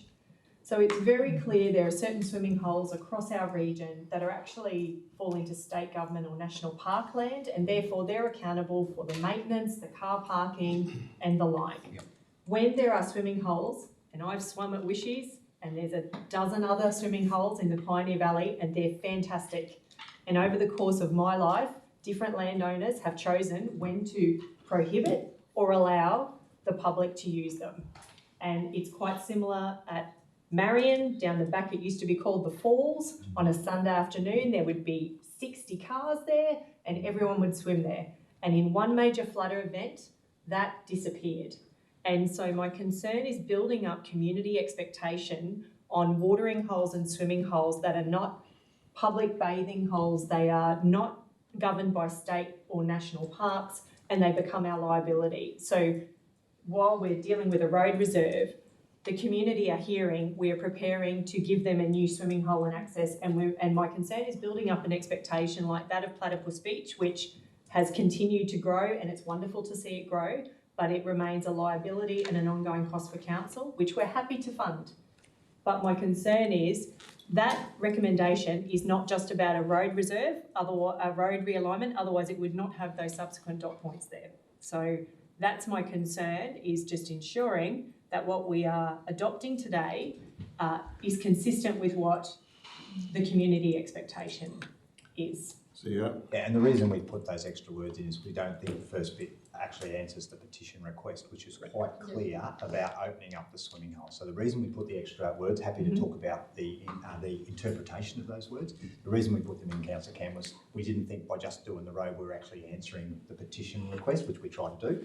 So I can tell you the intent of the recommendations is quite clear from us. Do the road. That can be a hard or a easy process depending on the how the property owners go with us, and then look at anything else and come back to the council. The Mayor's right, we can't spend any expenditure that hasn't been approved through a budget process. So other than this one would be the 60, which would be we can cover it in our budgets, that's what we've said here. Anything else, you can't approve any financial outcome without coming back to council anyway. But if you want to be clear on the intent, I'm personally happy to make the words everyone's happy, but I can assure you what the intent of what we put up was. Okay, so I don't want this to be a debate about the motion. We're still in question period. Councillor Bella. Actually, the CEO covered it quite well, but the reason we got this here is due to the petition. The petition is asking us to investigate the whole thing. The first part of the petition is to do the road reserve. The second part is to investigate. So if we decide on the first bit and we don't address the second, we haven't addressed the petition. It's as simple as that. I don't think it's in any way restrictive. I'm quite happy with the way it is. Okay, are there further questions? Councillor Maynard, do you have a further question? Question is, that clearly doesn't talk about the ramifications of the swimming hole, and I think if we're going to send our officers out to investigate anything, it's greater than getting that last piece of road. There is, if I was sitting at this table and I wanted to report to come back, it would be a comprehensive report around the options, the costs and the ongoing costs. One for the road and two for the swimming hole. I just think we need to make it very clear what it is that we're asking our officers to do. And I don't think that's clear enough. Well, they put it up. So, so what would you like to see? To add in that bit about the investigations of the swimming hole, the ongoing maintenance costs, the land tenure, all of that stuff, the relationship with the swimming hole. This is really talking about the road and getting access to a possible swimming hole. So CEO, have you got? I think we're talking about the fourth dot point. Yes, we are. Investigate options with regard to land tenure for the access in order to restrict possible operation expense and liability. So liability and operation expense is covered in what Councillor May is saying. It's taken about cost and risk. I think the only thing that there is, it's only talking about land tenure, and it might not be, there might be other things. That's why I use the word associated matters, which I know is loose. So I think it's a more comprehensive investigation. And I think the only other thing is taking Councillor Cam's point is, and any future options analysis will come back to council for decision. Yep. Okay. So, Councillor Cam. So with that in mind, I don't feel we have enough information to answer the principal petitioner or the other petitioners. So I'd like to move a procedural motion that it lays on the table until such time as that options analysis is delivered in the context then of the road reserve realignment. So the procedural motion that lays on the table till when? Until we understand what's associated with closing the road, but those subsequent steps need to go and be worked through before you can respond as to whether council will work to open up Wishy Swimming Hole or not. I don't believe that this recommendation provides enough information to the petitioners. The procedural motion that lays on the table. I'll put the procedural motion. Those in favour? Any against? This procedural motion's lost.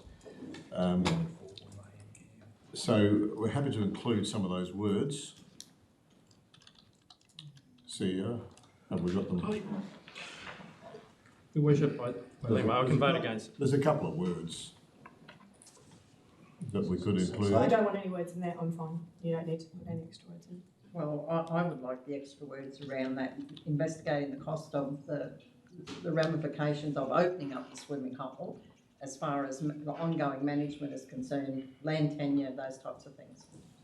Haven't we got that in? I Investigate believe options that's already covered. I'm with happy regard to with the land words. tenure for the access in order to restrict possible operational expenses and liability impacts on the council. Doesn't that cover it? Do what you like. It's okay. Councillor Bonaventura? It's just not clear. Your Worship, I'm happy to move the motion as is. Okay. Councillor Bonaventura moves, seconded by Councillor Bella. Councillor Bonaventura. I think it's pretty self-explanatory and we've talked quite enough on it. I just think we are doing a road closure and a realignment, and the fact is that even without taking on any private property, you can still swim. Once you reach there, the road reserve, part of the water is there. You can swim straight in the creek as it is. So I don't see any issue with what we're doing. It's step one, we'll work from there. So I ask Council to support the motion. Okay. Speaker against? Councillor Camp. Thank you, Mayor. I'm proud to say as a Piney Valley girl, I have swum in Wishy's Hole, and I'd love to continue to swim in Wishy's Hole and take my children there. But I've swum in the Turtle Hole, and there's a myriad of holes I've swum in, and it's fantastic to see that we have those spaces seasonally, I might add, depending upon how much rainfall we have across the whole Piney Valley.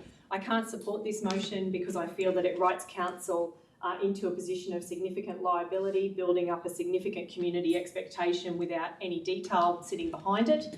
I also note that there are a number of road closures that we need to have across our region, and this one jumps the queue because we're responding to the community, and I understand that the community want to be able to swim in this space, but this road closure does not solve that problem because there is private land access that needs to be negotiated, and as a former landholder myself, I understand why you don't want people accessing your private land. It is a significant liability for yourself that you take on when you allow people to access your private land, whether it be to enjoy a swimming hole or any other recreational activity. So I can't support this motion in the current form. I would love for our community to be able to access a myriad of swimming holes, but I also have great respect for those landholders who want to prohibit people from accessing their private land. And I don't think the solution is for council to go up and buy every piece of private land to allow access to these sites, because I don't think it's a sustainable direction for council to go in relation to our ongoing operational costs and ensuring that we're mitigating our risk and working with other stakeholders like the state government or national parks to ensure that our swimming holes that are designated and our national parks are maintained, monitored and... I don't think, what's your point of order? We're not speaking to the motion. The motion is about a road realignment. It's not to do with the swimming hole at all. No. It's the petition, so... I'll let you on that. No, it'll be, you carry on. But Thank you, Your Worship. Thank you. So I'm speaking against the motion, which is fully recommendation there, which is actually in response to the petition about a swimming hole. So for those councillors that need reminding of what the agenda item is.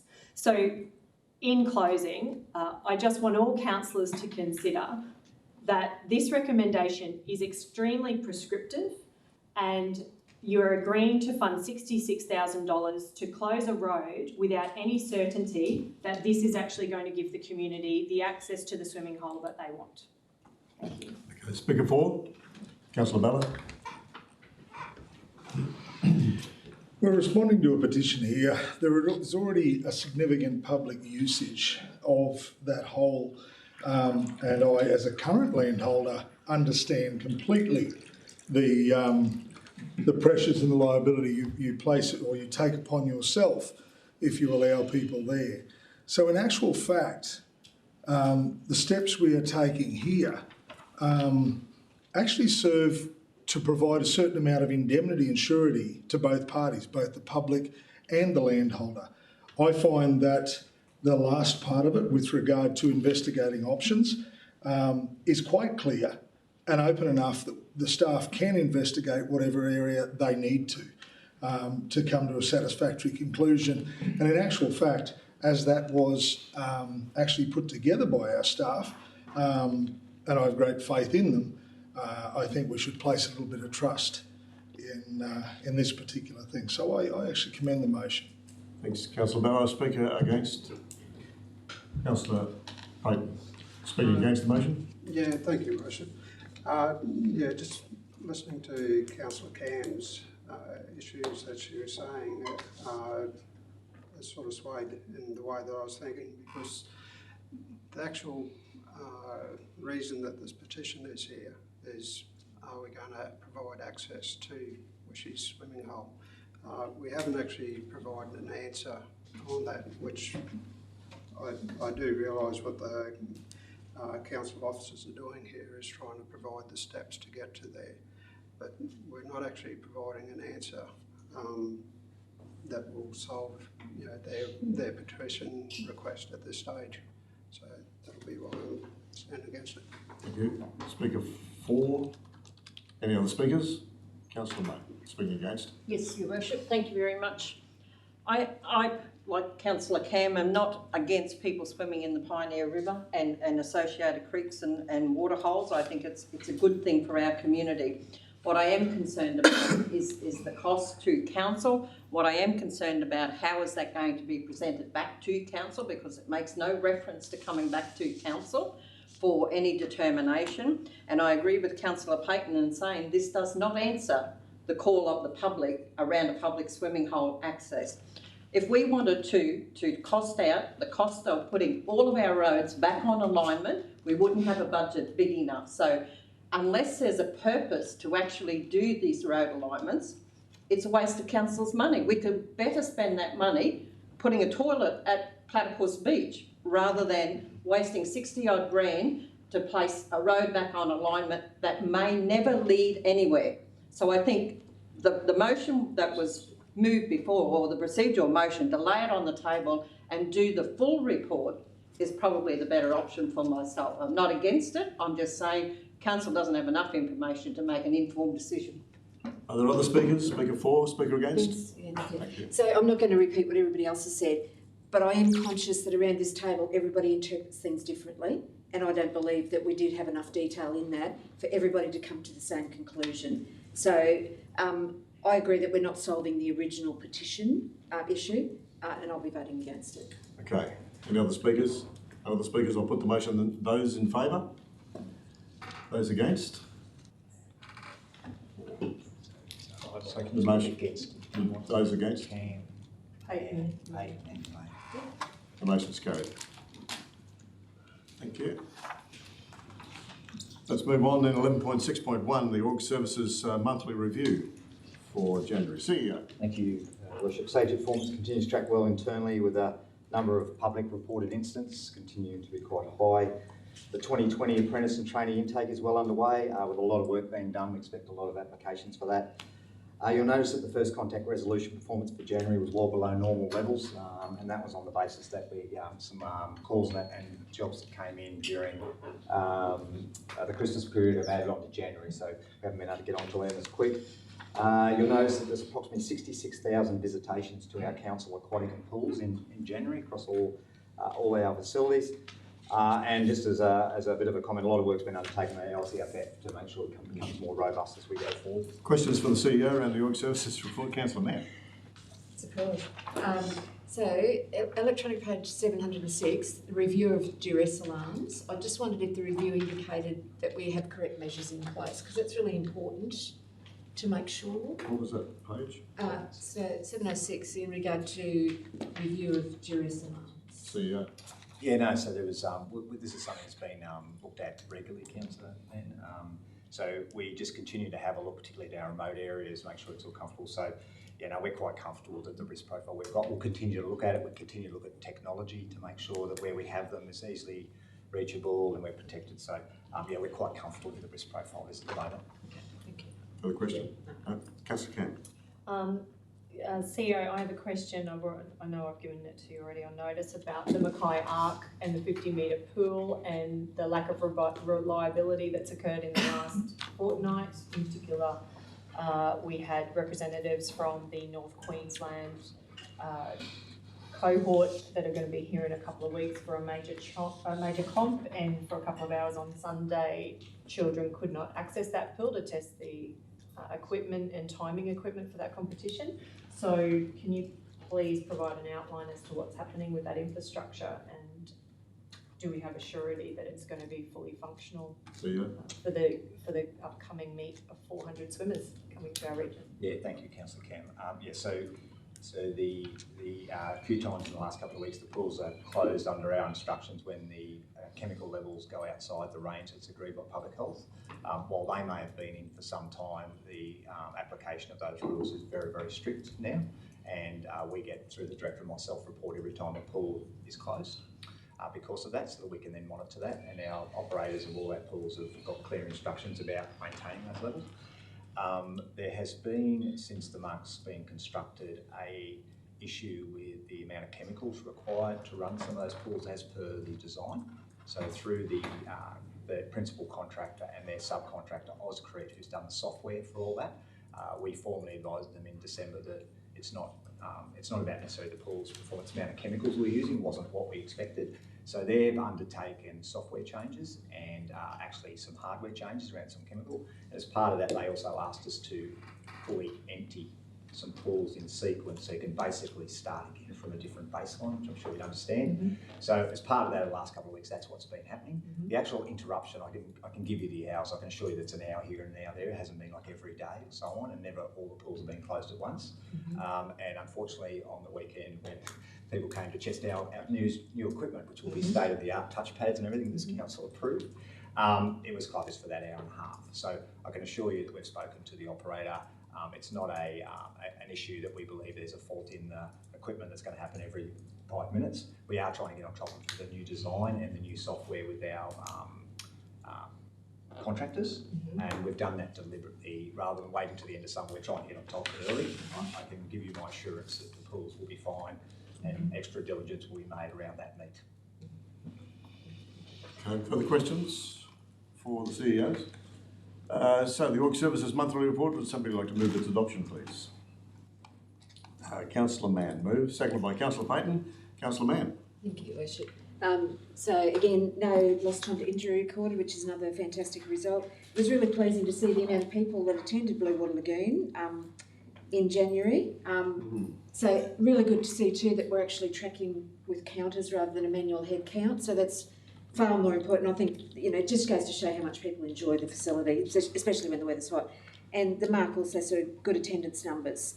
I attended the Sports Expo on the weekend and was really pleased to see the new carpet in the North Foyer. I think it looks really good. So that was part of the closure period and a lot of work has been done. So that's a fantastic result. I'm also really pleased to see that we're going to have a total of 36 trainees and apprentices by April. That's good. It is really good, and I think it just shows again that we are a leading employer in this region, and we consider that to be important to make sure skills and training is passed on.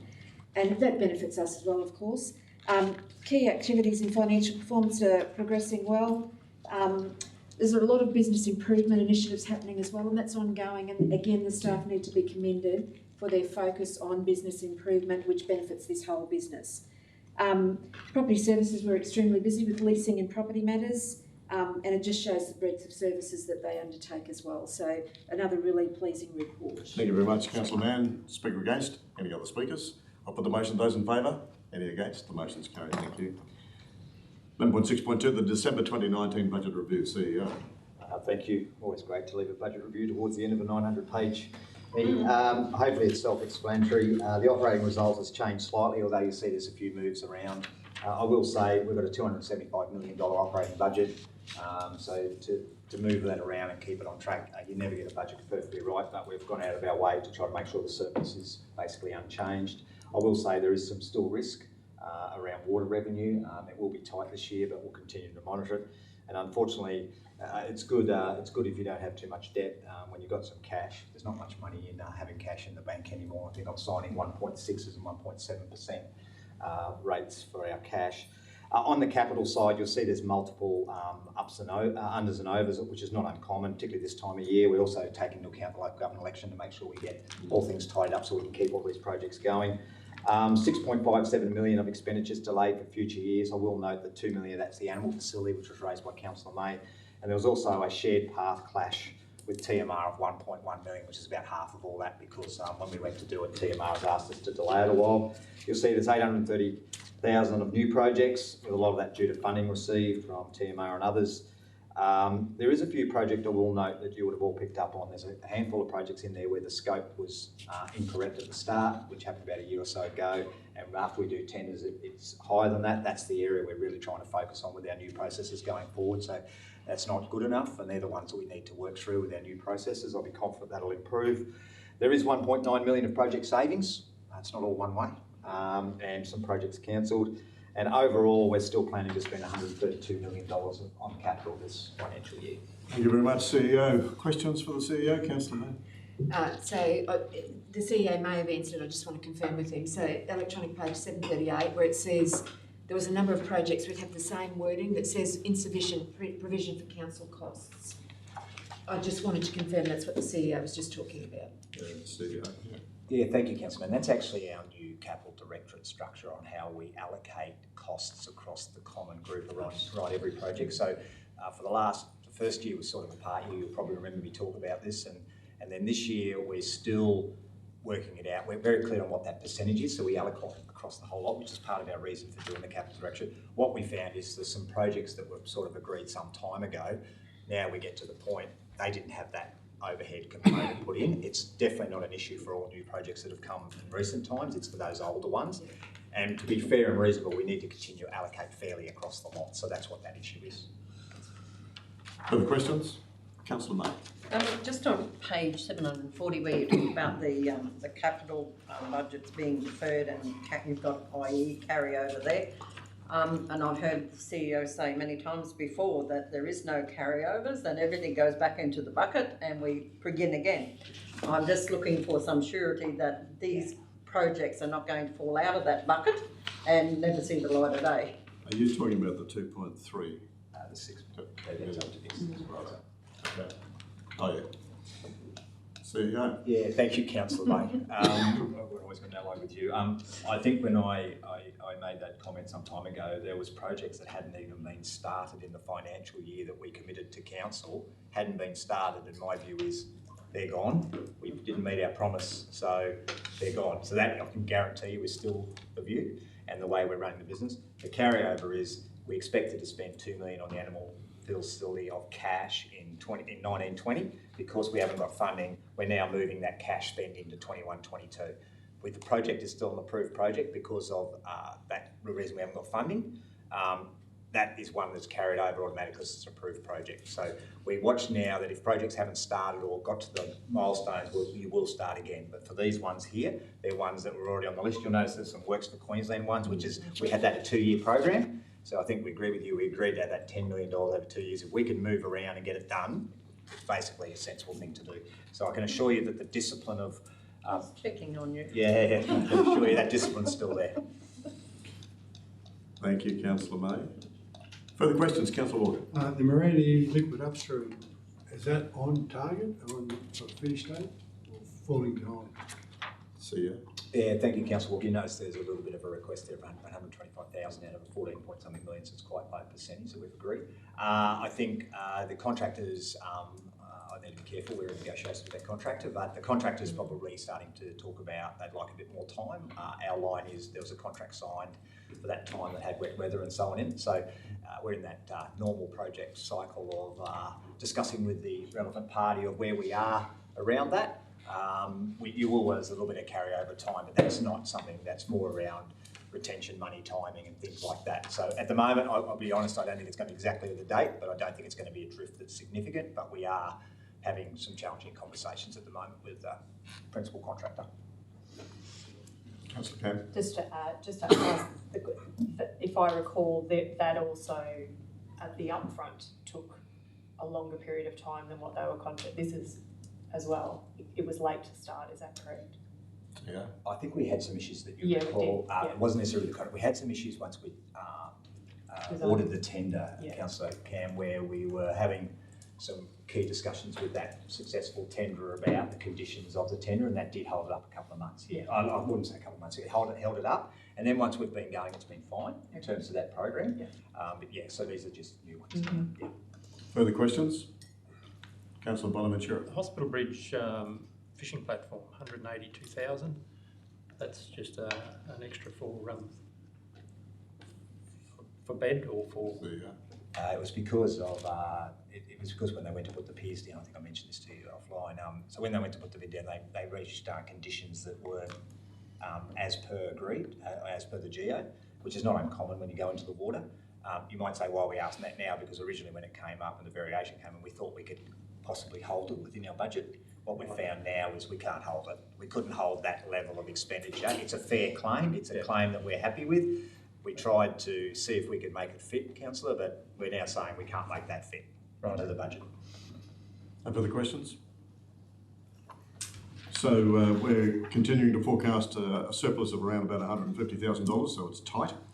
And this is identifying the December budget review, which will now become the approved amended budget. Somebody like to move? Councillor Walker moves, seconded by Councillor Payton. Councillor Walker. Thank you, Mayor. Yes, these budget reviews are always a mixed bag. You have overruns, you've got savings, you've got deferments, you've got bring forwards, you've got grant money that comes and goes. And, they are fairly complicated to understand at times, but basically our operating revenue is going to be up 643,000 at this stage. Our operating expenditure increase is 619,000. As you mentioned, the operating surplus is now projected for 150. So I think overall there's no material change to the overall result, but there is a lot of changes, small changes everywhere across the organisation, which is quite normal. Thanks, Councillor Walker. Speaker against? Any other speakers? I'll put the motion. Those in favour? Any against? The motion's carried. Thank you. 11.6.3 is the Strategic Financial Report for January. CEO. I'll be very quick. This is at the end of January showing a $500,000 deficit. We've just done a reforecast. We continue to track that we'll meet that reforecast. So that's just at the end of the time. Probably the biggest move, you'll notice that at the end of December we were about 1.3 from memory surplus. We've moved to a deficit. It was mainly on the back of more leave was taken, so that's just moving around on a provision line. So we're still planning to meet the surplus that we just agreed. Questions? Somebody like to move the adoption of the strategic financial, Yes, that's the Strategic Financial Report. Councillor Walker moves, Councillor Payton seconds. Councillor Walker. Thank you, Mayor. The budget surplus, we've just mentioned that already. Capital deliveries at 35.9% of revised budget. The operating surplus is currently 91.8 million. Of course, that's going to change rapidly over the coming months. Total council's project expenditure is currently 3.4 million behind the year-to-date budget. The amount of cash and term deposits is slightly above the total debt in the organisation, so that's the council's in a very, very solid position. Mackay Water is slightly below budget, and Mackay Waste is basically on budget, so happy to move. Thank you. Speaker against? Are there any other speakers? I'll put the motion. Those in favour? Any against? The motion's carried. Thank you. The operational plan, the quarterly report for the second quarter, CEO.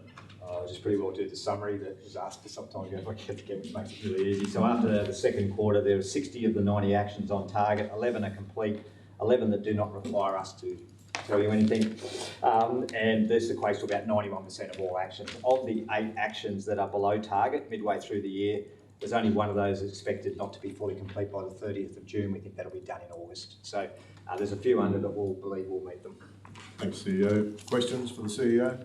No questions. Somebody like to move the adoption of the report? Councillor Walker moves, Councillor May seconds. Councillor Walker? Yeah, it's a very good report. It's very clearly set out. We can see where we're on target and where we're behind schedule. The explanations is there as to when we think the ones that are behind are going to be completed. So I think it's a very good report and well set out, and a credit to the staff who put it together. Thanks, Councillor Walker. Speaker against? Any other speakers? Councillor May speaking forward. Yes, thank you, Worship. Only really just to say congratulations to the staff. I mean, I've read many operational reports in my time in council, but the format that we have now certainly makes it a lot more user-friendly, a lot more detail in the movements of the different parts of our organisation. So I really just wanted to congratulate the staff for bringing that initiative to council, and we look forward to ongoing reports. Thanks, Councillor Mays. Any other speakers? I'll put the motion. Those in favour? Any against? Motion's carried. 6.5 is the lease to a public safety business agency at Morani. It's pretty well straightforward. We've got a question. Councillor Anglet. These arrangements don't preclude us from any fair use. We still pay the maintenance, and we can still choose to use the land for financial advantage. Yep, standard arrangements. The standard arrangement. Yep. Cool. Thank you. Any other questions? Somebody like to move? Then Councillor Casey moves, seconded by Councillor Walker. Councillor Casey. Pretty straightforward, thanks, Your Worship. Worship. Motion. Those in favour? Any against? The motion's carried. Thank you. 11.6.6. We've had multiple briefings on this one, and we've got quite a few members of the public gallery here today to speak to this before we put this to council. So I think most of you have been into the public gallery before. You know the rules. It's 3 minutes, and please be advised of what we said right at the start. This is not a discussion period. It's 3 minutes for council to listen to your presentation. So the first one is Graham. Thank you very much. Welcome. Thank you, Worship. Graham Townsend, 6 Brights Road, Glenella. Your Worship, the Mayor, councillors for the Mackay Regional Council. And by the way, Wishy's Hole was my favourite when I was growing up there. I can tell you every rock that's down there and every dew fish nest. And we never had Kentucky Fried, so there was no rubbish left. Councillors for the Mackay Regional Council, I have an apology first for the worshipful Mayor. Keith Payne VC is away and he wanted to be here again. I would like to thank those councillors for supporting the Mackay War Memorial Swimming Pool to be saved. I would also like to take this opportunity to thank councillors Kevin Casey, Ross Walker and Amanda Camp for their devotion to the community of Mackay for all those years, especially a couple of the other old ones. I know you're only fairly new, Amanda. You well-deserved retirement. I have given my 3-minute speeches a few times here now on this pool, so you all know my thoughts and stories on family commitment to build this War Memorial Pool, so I won't waste any more of our time. As most of you all know, I have been on many committees and boards in the Mackay District for a long time. And on the 2nd of January this year, I have been in business for 50 years. So in that time, I have met many people from all walks of life, and it was rewarding for me when I have been literally many members of the community come up to me and say thanks for what the group has done over these past years. Surprisingly, 99% of them said, you shouldn't have had to waste all that time with your group and the council time on something that should not have been on the council agenda to remove the memorial pool. It's a living war memorial. It should be left as that. Also a community asset that is still required in this growing city. Thank you for your attention. It's 1:30, so you've done well. Pamela White. Pam White, Bowling Grove Station, Kamala. I thank Council for its decision to retain our War Memorial Pool.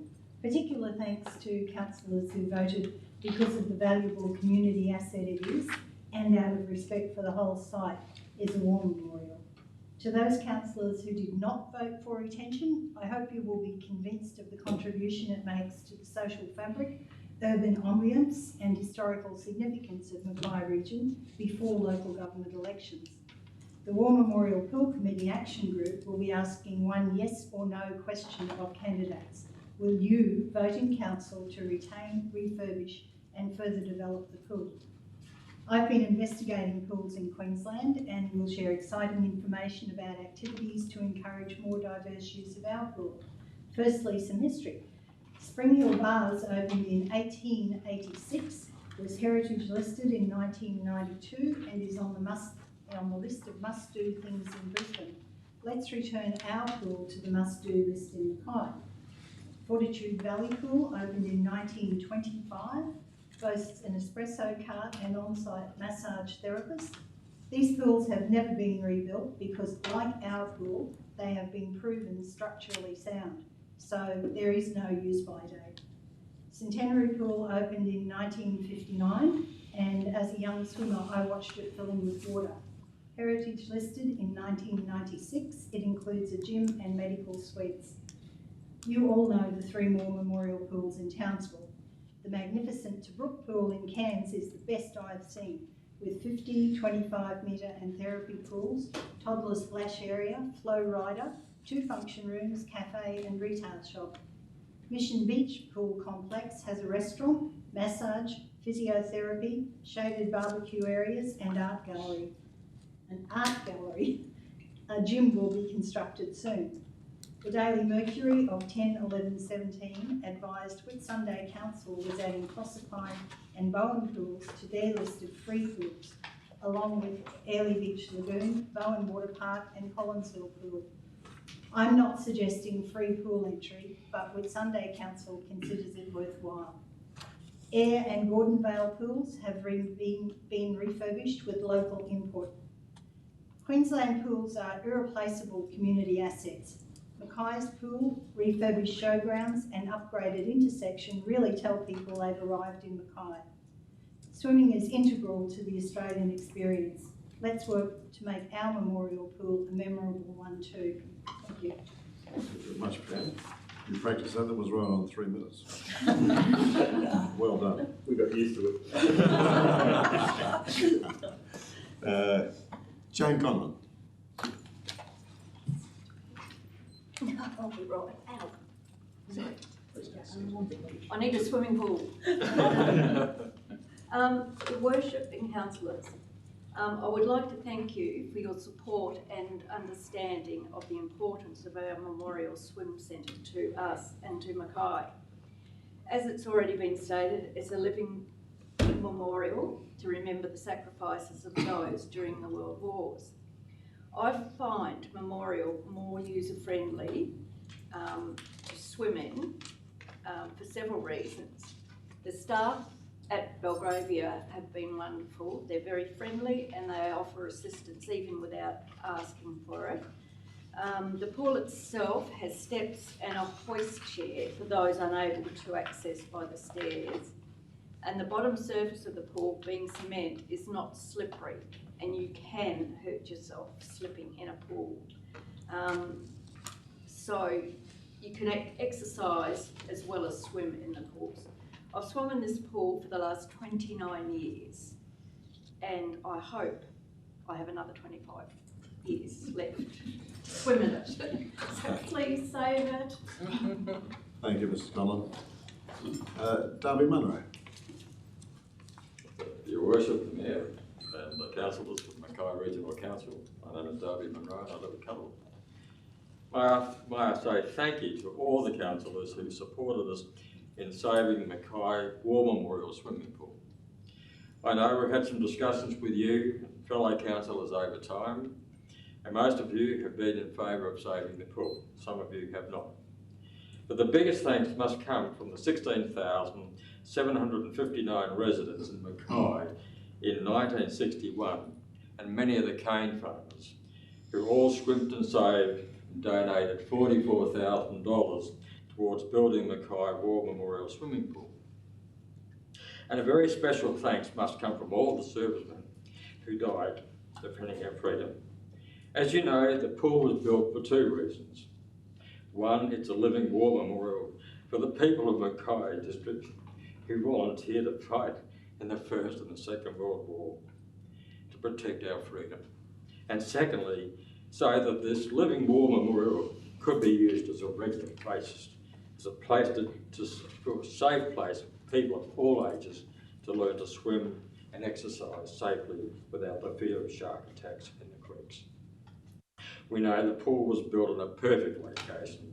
Well, the concrete core samples that I have personally seen show that the structure is in excellent condition, more than can be said for other swimming pools. We also acknowledge that we would now have a wonderful opportunity to exploit the location of this pool being at the entrance to the city for enhancing the place with fabulous gardens and good facilities, bringing it into the 21st century, like the cities of Townsville, Cairns, Rocky and Brisbane. We too have a lead in the model. Thank you. Thank you very much, Mr Munro. Carol Single. Your Worship, Councillors. Carol Single, Sillingardies Road, Walkerston. On behalf of the Mackay War Memorial Community Action Group, I would like to thank the Mackay District community who has given us such incredible support wherever we went and continually encouraged us to work towards a complete upgrade and refurbishment of our Memorial Swimming Centre, so the sacrifice so many Mackay District locals gave would continue to be honoured and respected for future generations. Mackay celebrated the opening of our Memorial Swimming Pool on the 14th of December 1963. I was there, so was Sue, Graham. I was there. Fabulous. A massive fundraising effort for close on 10 years will never be forgotten. What they achieved in those days that Darby spoke about is remarkable. That was real Mackay pride and commitment. Thank you. The opening of the pool honoured our servicemen who fought so gallantly to give us a free and wholesome life, and on their behalf an opportunity for the people of Mackay District to enjoy themselves and the prospect for the rising generation to learn to swim well. This was reported on the weekend after the opening of the pool, when the Daily Mercury on the 16th of December 1963 confirmed that while the centre had been established as a memorial to those who lost their lives in 2 world wars, it was also a memorial to those who served their country and returned. The Mackay War Memorial Community Action Group has had so many conversations, meetings with the community, stakeholders, the RSL and the Mackay Regional Council over the past 10 years. On many occasions, we have been overwhelmed by the community's support and passion. The incredible Mackay pride shown by so many and the continued support and encouragement, particularly some of our elderly residents, for us to continue to work towards the total upgrade and a wonderful future for our Mackay War Memorial Swimming Centre. We have had a more approachable council and we are extremely grateful for the resolutions which were passed at the council meeting on the 11th September 2019. In brief, to recognise the Memorial Swimming Centre as a valued community asset. The importance of the Second World War memorial aspect, and I ask that you please include World War I too. That the redevelopment plans of the facility on the site involve extensive community consultation, a reference group be formed, and consider local heritage registration. We believe the future of our Mackay War Memorial Swimming Centre is bright. We are extremely grateful. We believe we have made a difference. We have fought for what is right. Mackay, thank you for getting behind us in so many ways. To the new council, which will be formed on the 28th of March 2020. Carol, Can I finish one sentence? Yes. We entrust that you will continue to work towards the total refurbishment of our War Memorial Swimming Centre and that it will stand proud for eternity. Thank you. And Sue Willett. Sue Willett from Morris Court, Endergrove. Well, what a journey we've been on together. It feels like a journey, for me anyway. It's been interesting, enlightening, educational and sometimes controversial. But it's nothing like the incredible journey servicemen like my Uncle Bob experienced. He was a member of the 464 Squadron, a fighter pilot whose Mosquito bomber was shot down over France during World War II. Despite the odds and suffering terrible injuries, my uncle and all of his crew survived. They were hunted by the Nazis, hidden by and fighting with the French resistance for 2 years, presumed dead by their families, before eventually making it to safety. Their actions, along with the actions of all of those who paid the ultimate sacrifice during that time, have simultaneously allowed us to look to the future and provide a constant reminder to us all that our country escaped, that we are free and at peace. There is a shared feeling of unity and hope for the future. And that feeling of unity and hope exists today amongst the Mackay community for the future of our War Memorial Swimming Pool. The facility is a constant reminder of the price paid for freedom and peace. It's part of our community identity, a beautiful green outdoor space, public space worthy of preservation and regeneration, a place of remembrance.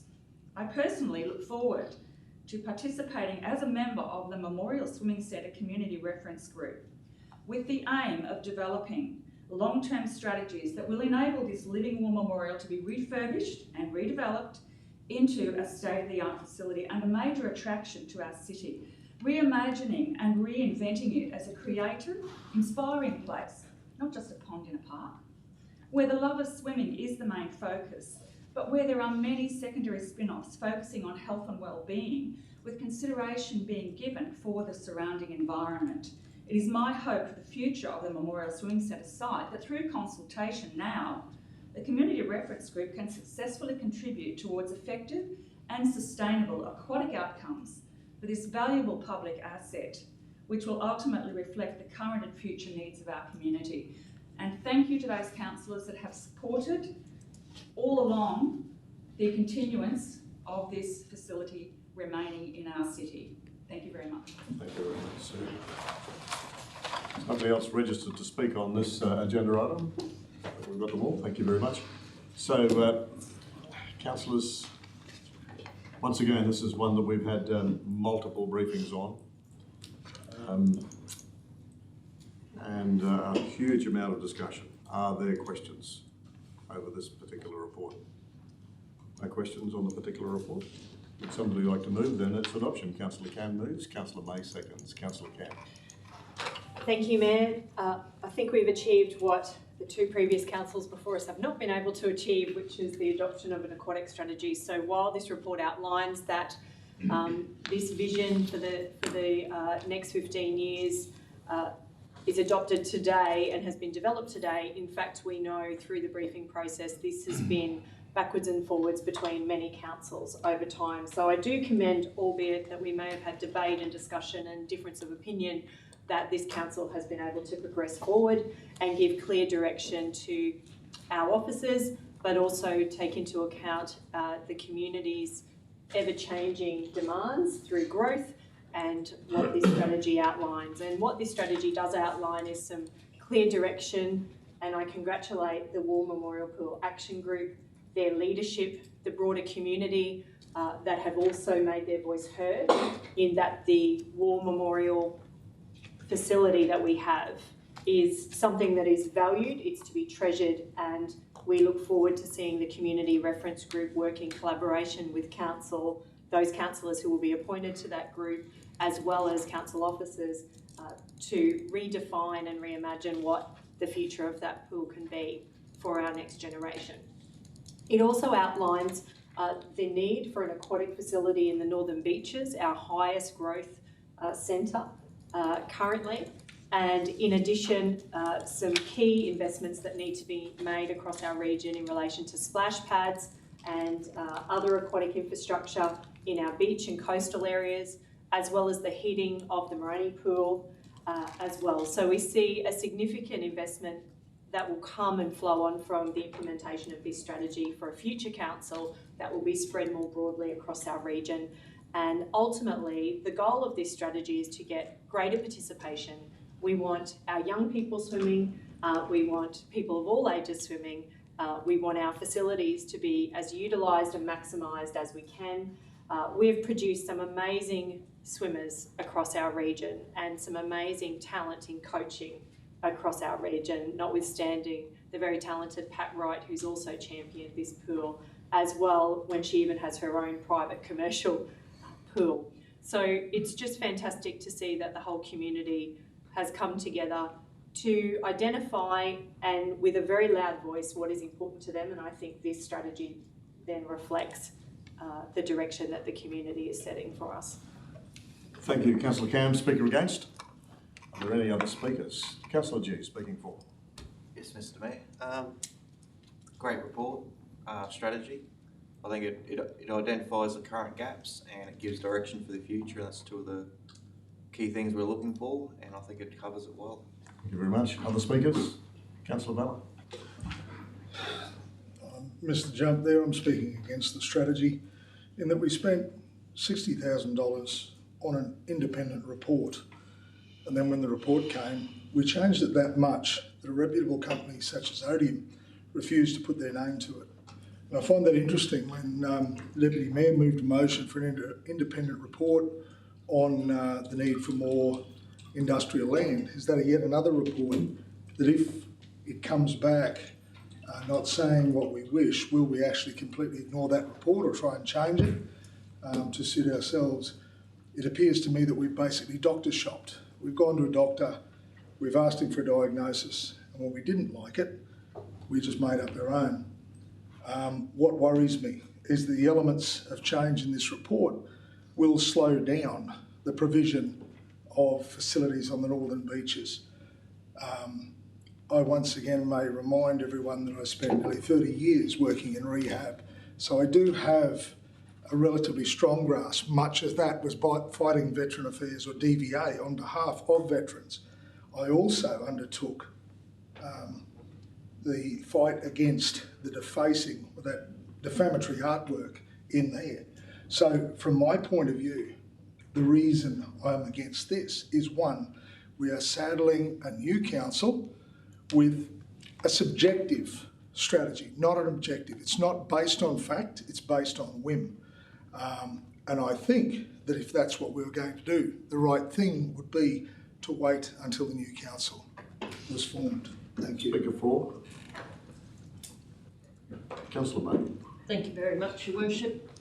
Well, having been part of the 2008 Amalgamated Council, when we tried to, at that point in time, do a aquatic strategy, and we came across the same stumbling blocks as this council has encountered.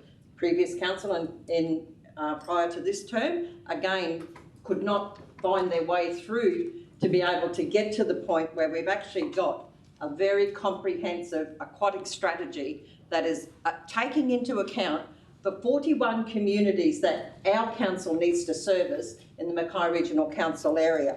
It is all about making sure that we have a plan moving forward that delivers to our community the aquatic facilities and the play part of that, those splash pads and all of that is bundled up into one strategy that council now can start to allocate its funds to deliver on that strategy. It is not a sit on the shelf strategy. It's just like the aquatic facilities themselves. It's all about being active. And now that we have a strategy, hopefully endorsed by council, with clear direction as to what's happening at each of our aquatic facilities, we will be able to deliver for the people of Mackay. And I'd like to just mention one word about delivering for the people of Mackay. It is no use being in council if you're going to sit in here and bury your head in the sand and not listen to your community around what it is that they're wanting from their aquatic facilities. I had the great pleasure of being a visitor to the Rockhampton, Townsville and Cairns pool facilities during the course of the undertaking of this strategy. And I can tell you, a lot of those places have got their act together. Mackay has been 10 years sitting on our hands with no clear direction. We now have a direction, we can allocate a budget, we are going to establish our community reference group, of which I'm very pleased to at least chair one meeting, and we'll see where we go from there. But I think this is a great day for the Mackay Regional Council and the Mackay Regional Council community. Thank you very much. Speaker against? Are there any other speakers? Councillor Angler, you're speaking for. Yes, Your Worship, thank you. The last 4 years, Your Worship, this council has been the council that just got things done. For whatever reason, other councils weren't able to get things done. We've gotten things done. And I'm not interested in duck shoving this issue to a future council again with no decision made. I believe this council has the capacity to make a good decision. Yes, we had a report done. And the only problem that anyone's ever had with the report is the one specific thing around the memorial pool. Other than that, the strategy is just fine as it is. and there's no problem there. The report from the consultant was overridden by another vote on council, so that part of the report became irrelevant, and so it was no longer relevant. But yeah, it was part of their report, and so now the reports are not as they intended. But the action of council with another vote made it completely irrelevant. Nobody loses with this strategy. Both sides of thinking in relation to the memorial pool itself. We have a reference group. We've got the RSL and we've got the council involved on what will happen in its future. But what we're doing right now is just giving ourselves permission to go ahead with those conversations and just get stuff done. And why do we have to keep beating around the bush? I don't want to be part of a council like that, so I recommend that we just get stuff done. Thank you very much, Councillor England. Speaker against? Are there any other speakers? Exercise your right of reply. I will, Matt. Just for clarity, I think it's important to exercise my right of reply in relation to what's been referenced about taking an independent report and making it not independent. The independent report that was commissioned by not this council, previous councils. This report has been shoved to each council subsequently because nobody wanted to make the decision and go against a consultant who said, the War Memorial Pool doesn't have enough people attending it, you should shut it down and it's old. Well, out of context, you could surmise that that is true. But what wasn't taken into context is that the last previous councils, two councillors who sat around this table of the subsequent council, sorry, Councillor May was here too, 3 councillors, there was money not invested in the War Memorial Pool. The bathrooms in the War Memorial Pool look the same as they did when I was a kid going to school and attending swimming carnivals there. So when we further explored and we challenged what the independent consultant said, it was also about, as a community, we have not taken pride in this asset. We have not taken pride in the facility. And so therefore came about further investigation and a motion, which is now reflected in this report and strategy. And it is a strategy. It is, once it is adopted by this council, it is owned by the community, and it sets a community direction. And frankly, if one consultant wants to get his knickers in a knot over it and take his name off it, so be it. Because what they brought forward as a recommendation was not palatable to our community. And that is why we sit here. Because otherwise you may as well get rid of councillors and just hand it over to officers and to independent consultants to run our town and our community. But we are here because we are the heart, the conscience of the community. And we take all of that information and it helps inform our decision making.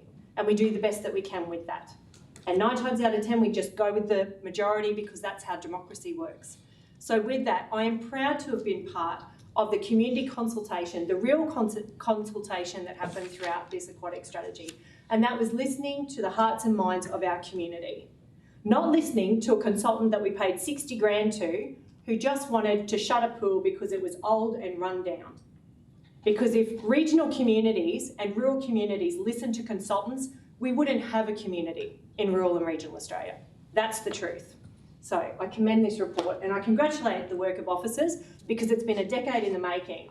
And I really feel for them because it's hard, it's been a hard slog without any clear direction or council that have just wanted to deal with this and get it done. Thank you.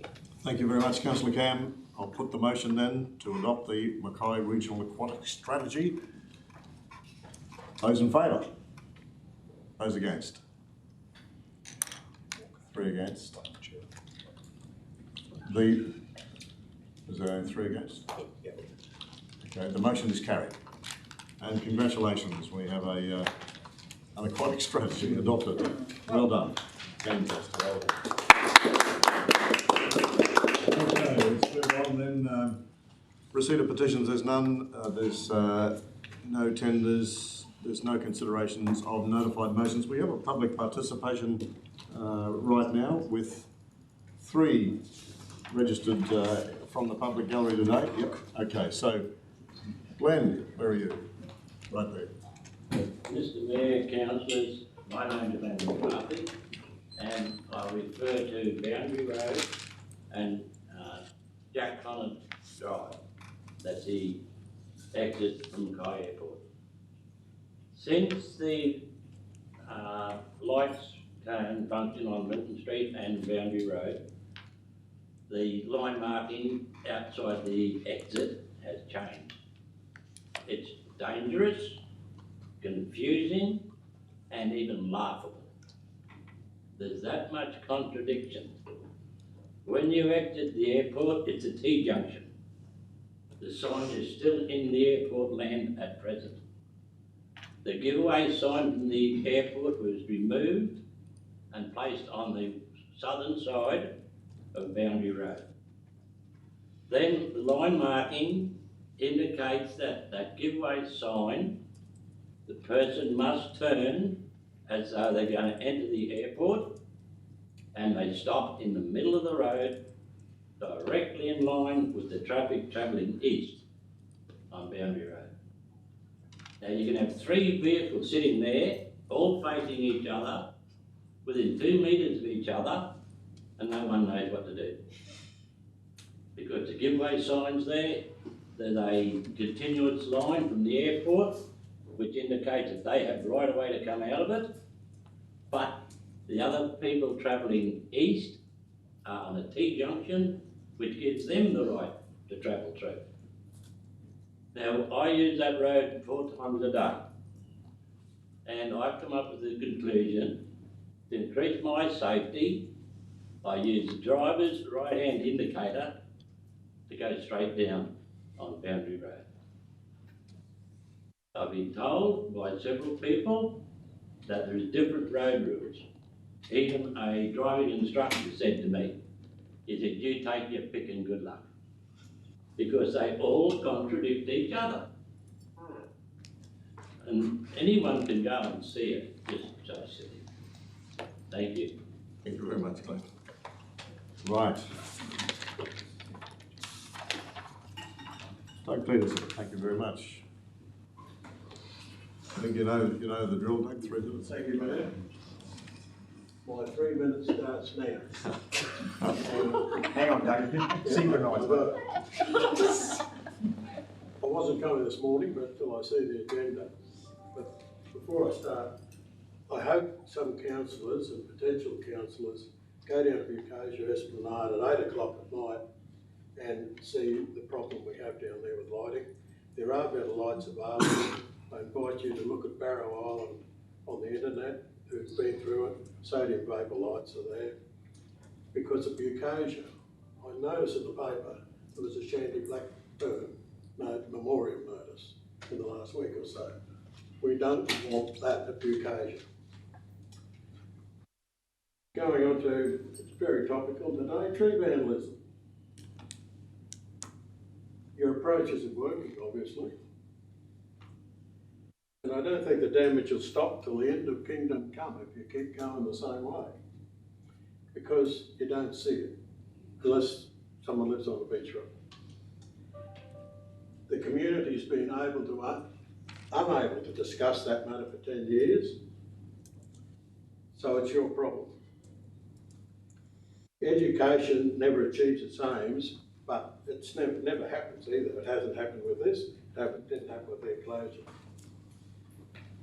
We see cameras going in, it was mentioned cameras. We know every time, someone sees the people putting them in the trees and it travels up and down the beach, so your cameras don't work. 3,900 trees were in the paper as being damaged, but it wasn't stated how many of those the council planted. Real community consultation does not exist. I've been to 2 of them to do with the beach plan, and no one wants to hear anything except what's in the plan. You've done a motion on black speech in October 2018, and in that recommendation from the officer was 3 likelies and 1 maybe. Now, you've got a recommendation on that, and someone's given you their personal opinion, because there's 5 possibilities, but you were given 3 likelies and 1 maybe on the same thing. And it's a failure in logic. In logic, that is begging the question, giving the answer on the question you ask. I have my ear to the ground, and tree damage isn't a statement, isn't looking for a view. We don't have to get off our bums and go down the beach because we know it's there. But some of the damage I've seen doesn't give you a view. there was an episode from Neela, who's left the country now Good Friday 2015. I'm aware of it, and that was a mixture of anger and Chardonnay on Good Friday afternoon. And that's what will happen again. And you can't blame the poison when you've got a contractor pouring Roundup on there for 10 years. So that one cancels out. Mr. Peterson, you've I don't know what your watch is saying, but you've gone over 3 minutes now. Yeah, I wasn't looking at it. Sorry. Thank you very much. And a final public participation today is from Peter Shetty. Worship, yeah, look, I just wanted to say that I'm a candidate in the upcoming election, and I wanted to come here today to see how council functioned and certainly touch some topics that are close to my heart. I live at Duralee. I walk frequently at the Botanic Gardens. I read the Daily Mercury and I see some other issues that are on people's minds. I'm a good listener, and I'm looking forward to just having a bit more to do with council. Thank you. Thanks very much, Peter. Thank you. So, thanks very much, ladies and gentlemen. In our late business today, we have 3 councillors who've indicated that they're not standing for this next coming election. And on behalf of all of the elected members, the CEO and the directors, we'd like to make a small presentation to all of those councillors. The Deputy Mayor, Amanda Cam, is going to try and win the seat of Whitsunday. And so, Councillor Cam, thank you very much for Thank you, Mayor. 4 years as Deputy Mayor. It's been a huge ride and a lot of cheers. So your service has been greatly appreciated, and we wish you all the very best for the coming election for you. Thank you. Thank you very much. Well And I just want to thank the staff, all the directors, the management team and everyone. And David, our Executive Officer, I've worked with him for, I'm going to get teary, a long, long time. And thank you, Mayor. And to the councillors, a lot of robust debate, at times respectful debate, at times not so respectful. I encourage everyone to keep the standard high. If you are running, keep the standard high. There's no place for gutter politics, to be honest, and I think the community are over it, and they expect good sound, quality leadership and a high personal standard from everyone they elect. Mayor, I want to congratulate you. It's been really exciting being part of, I think, what has been a resetting of our region, and I think we've achieved everything we set out to achieve as a collective around this table. So thank you.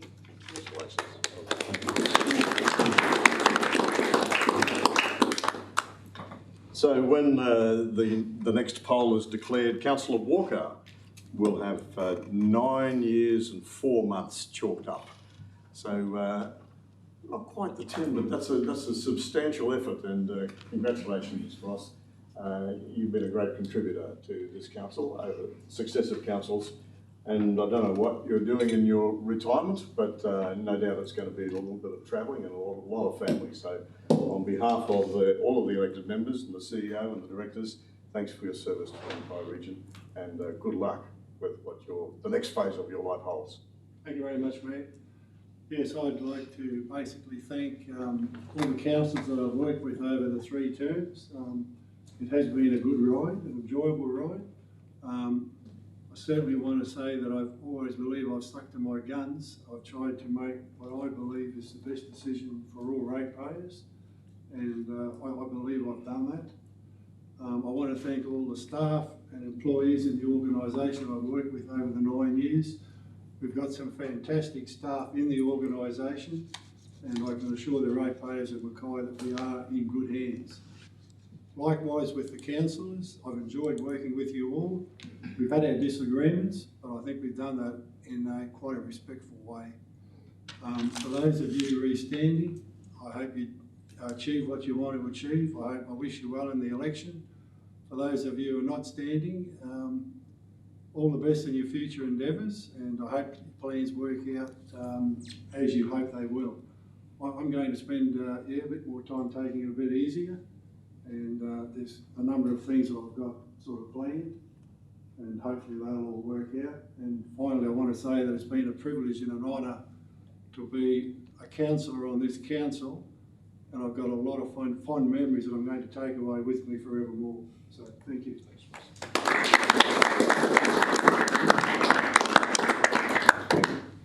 And you don't often get a chance to recognise service over many councils, 4 in fact. And I don't think I can remember back that far, but to Councillor Kevin Casey, who now chalks up 16 years of service to the Mackay Regional Council. And Kevin, you and I go back a long way, but just want to talk about that. But it's a tremendous honour to be able to say thank you to you for your service. And you've seen, a lot of dry gullies and a lot of really exciting things happen in this council, in this chamber. And I think, when you get a chance to reflect on your 16 years, I hope you reflect on all of the good things that have happened and the great steps forward that you've been part of as a councillor around this table. So, mate, on behalf of all of the elected members here today, the CEO and the directors and the staff of the Mackay Regional Council who have got to know you over 16 years, congratulations and good luck in your retirement. Thank you very much, Rick. Thanks very much.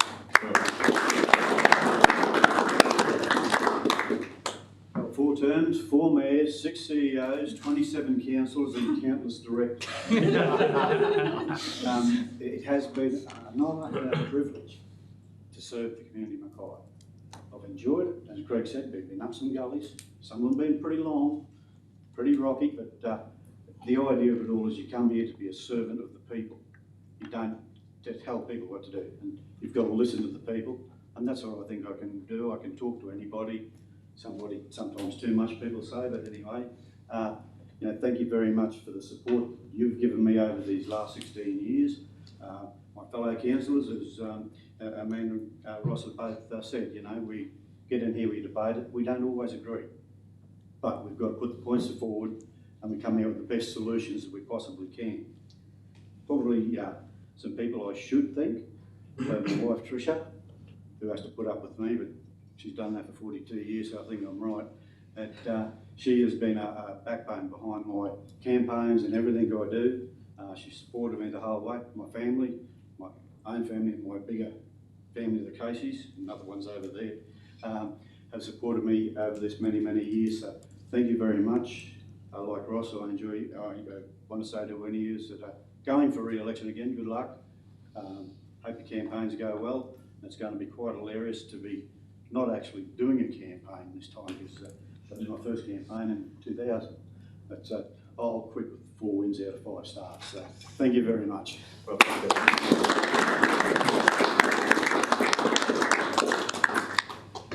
We are in late business.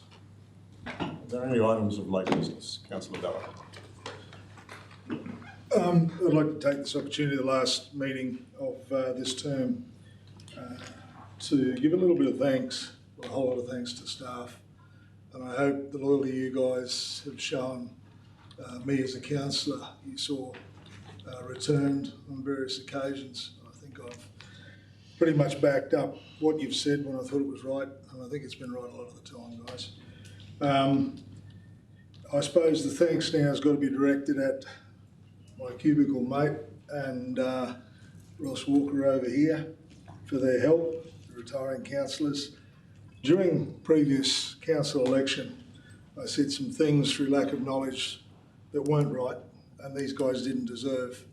And having been elected and found out the truth about things, the actual facts, I realised those things were wrong to be said.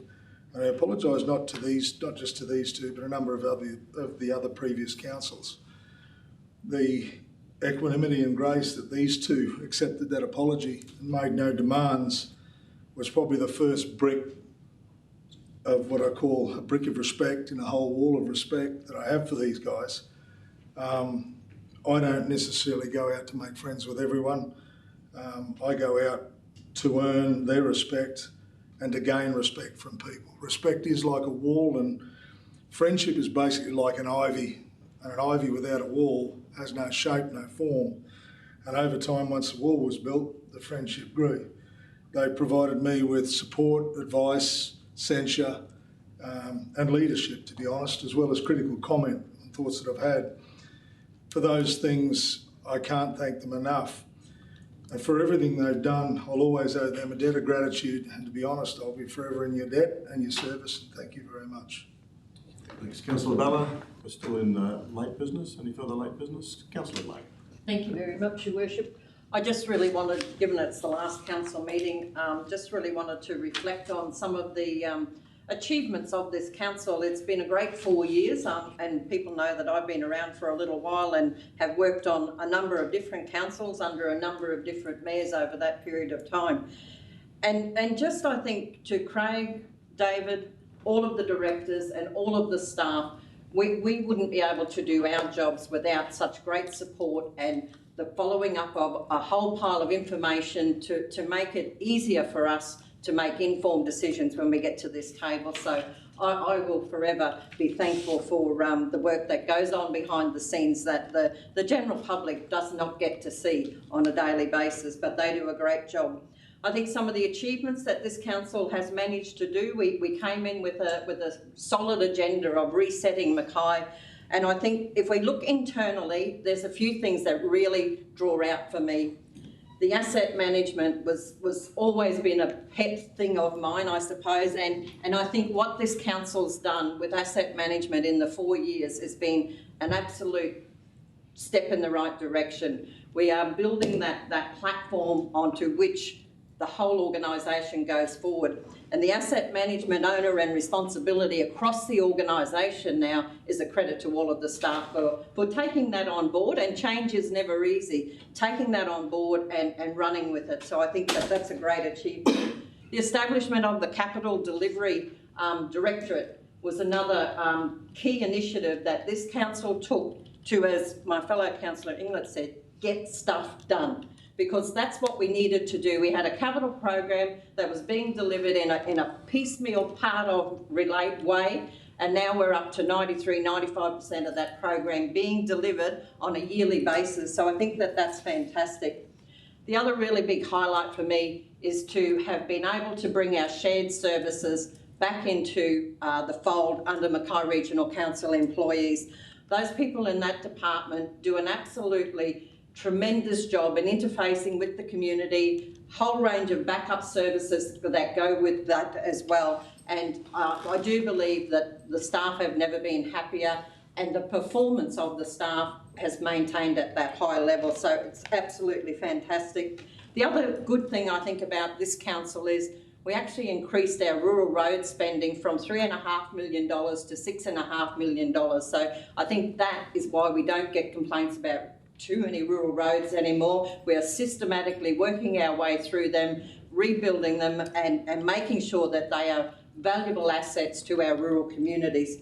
And the equitable distribution of projects and programs across our regional council area, the prioritisation of our projects, that whole system has been a godsend as far as formulating the process in which projects get to the top of the list. And I think I can stand here now and say that we have a very robust system in which that occurs. And I think it comes about because we're all moving in the same direction. We all wanted the same things when we come to the table. And I think to be able to stand here in 4 years and say that we ticked off on a lot of those things to make the process and the running of this council, the interface with the community, a much better place for all of us to live. We have done a lot outward looking as far as livability, major projects. I'm not going to go through them all, there's too many to list, but we have certainly kicked some goals in the 4 years that we've been here. We haven't always seen eye to eye with everybody around the table, but that's okay. That's what the whole process is about, is bringing your views or the parts of the community that you think you might have a handle on or represent, bring it to the table, we talk about it, discuss it, and get an agreed upon position going forward. So I think congratulations to the retiring councillors. I know that Amanda's done a great job as the Deputy Mayor in supporting yourself, leading the Planning and Development Committee when we had committees, fostering that attitude in planning and economic development, the talents that Amanda has. has certainly brought that to the fore in our council. I wish you nothing but every success in your bid for the Cedar Whit Sunday. You will make a fantastic state representative. We will be knocking on your door to fix a few things if you get in there. Be rest assured that, but we do wish you all the very, very best. You've been a great asset to Mackay Regional Council, and I personally have enjoyed working with you over the last 4 years. Thank you very much, Councillor May. Is there any further late business? Councillor Bonaventure. Oh, Your Worship, I would just like to say a few words. Firstly, to Councillor Walker. His nickname is the Ghost Who Walks from the Phantom. And it's very apt because, Councillor Walker, you're one of those quiet people, sit there, and when things get a bit hectic in briefings and we're all arguing over stuff, Councillor Walker's the one that will bring us either back on track or come up with some point that neither of us or any of us had even thought of, which is the most relevant part of the whole discussion. So I thank you for that. I've valued your input, both at the table and in the background, and you certainly will be missed for what you bring to the table, so I thank you for that. Councillor Casey, firstly, thank you for your services to the council and your constituents. I think you've delivered very well to your constituents, and I get many, many reports wherever I go about what you've done over your years. But today I'd like to thank you for the assistance that you've given me. We started off as adversaries across a ballot box, trying to get elected. But the day I showed up in here, you shook hands and you commenced supporting me as a new councillor and giving me ideas on how to do things and get things done, who to contact, what to look up, where to do things, and I very, very much appreciate that. So yes, your help on all those issues has been very much appreciated. In fact, nothing is ever a problem. With Councillor Casey, he'll help you out on anything, and I believe I'm a better councillor because of what you have instilled in me over the years, so thank you very much for that. Thank you, Your Worship. Thanks, Councillor Bonaventure. Any further late business? Working for the end, Your Worship. Councillor England touched on it before. We had the Sports Expo on the weekend. I can only say, wow. Yes. I've been involved with it for the 10 years that it's been going, the last 4 as the chair of the committee, and we've progressed. We procrastinated over a couple of years whether we should expand out. This year we did it. We ended up with 130 odd stall holders, so all different sports, stuff like that. We had over 9,000, contrary to what Chris Bonanno from 4MK said. We had 10,172. We had over 9,000 people go through, so it's by far the biggest one we've ever had. The reaction from the people was that the stall holders were very, very happy. We gave them a little bit more room because we expanded out, so I never heard any negative comments whatsoever, and a few of them were there that, wow, I didn't know this went on. You felt like saying, where have you been for the last 9 years? But, you know, they said, we've already had some people say, well, how do we get involved next year? So I think that's a testament to the work that the staff have done, in particular Linda Single and also Liz Crane, our 2 sports officers. They have worked tirelessly. The work for that starts in about October this year for the next one. So they have done a fantastic job. And of course, the usual old Mackay thing, you know, RSVP by any date you bloody like, except the one we need. They were chasing him up well before, and even 2 days before we had the event, we had someone ring up and say, oh, can we get into it? So it's just gone from bigger and bigger and bigger every year. We've had, we even had a group come from Brisbane to set up a stall here. They heard how good it was and come up and said they're quite happy to come up, and they'll be coming up again next year. So in comparison, we're a bit of competition with Townsville, of course, and as we know, we've had the North Queensland Games.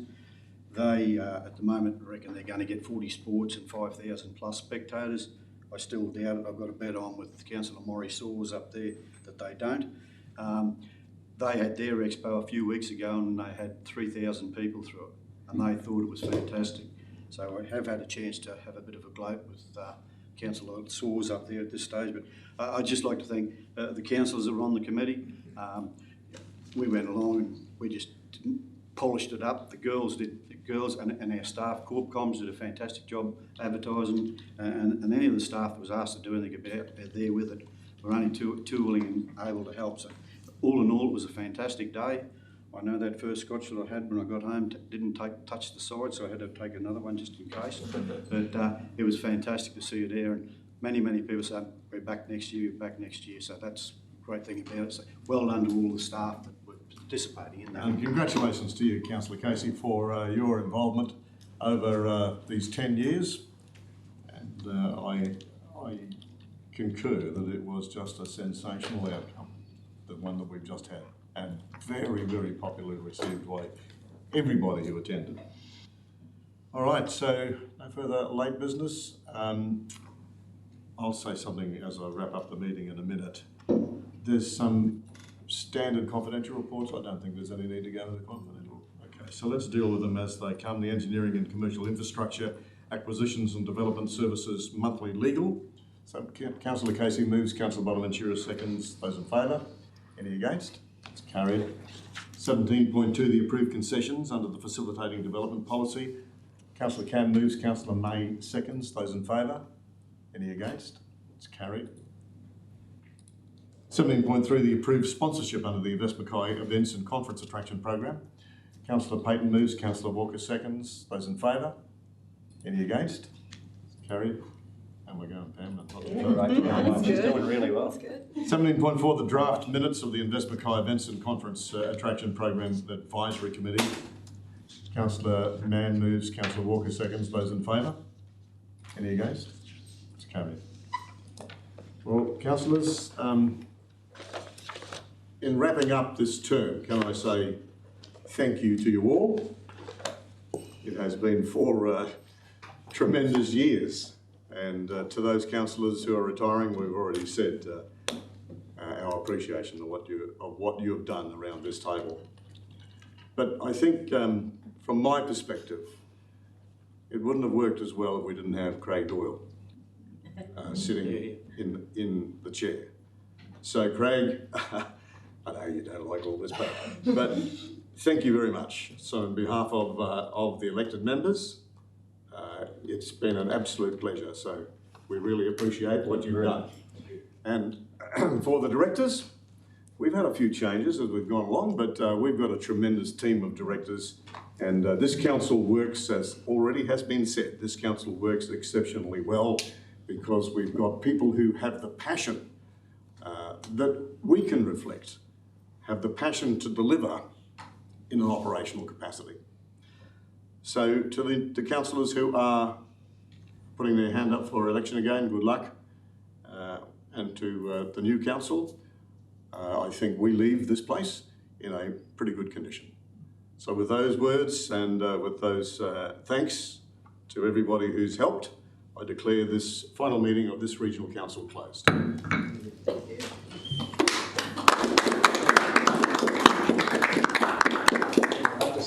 Longest one ever, no?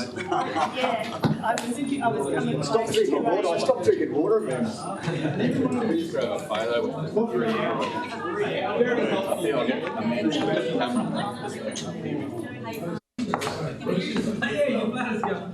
Hey,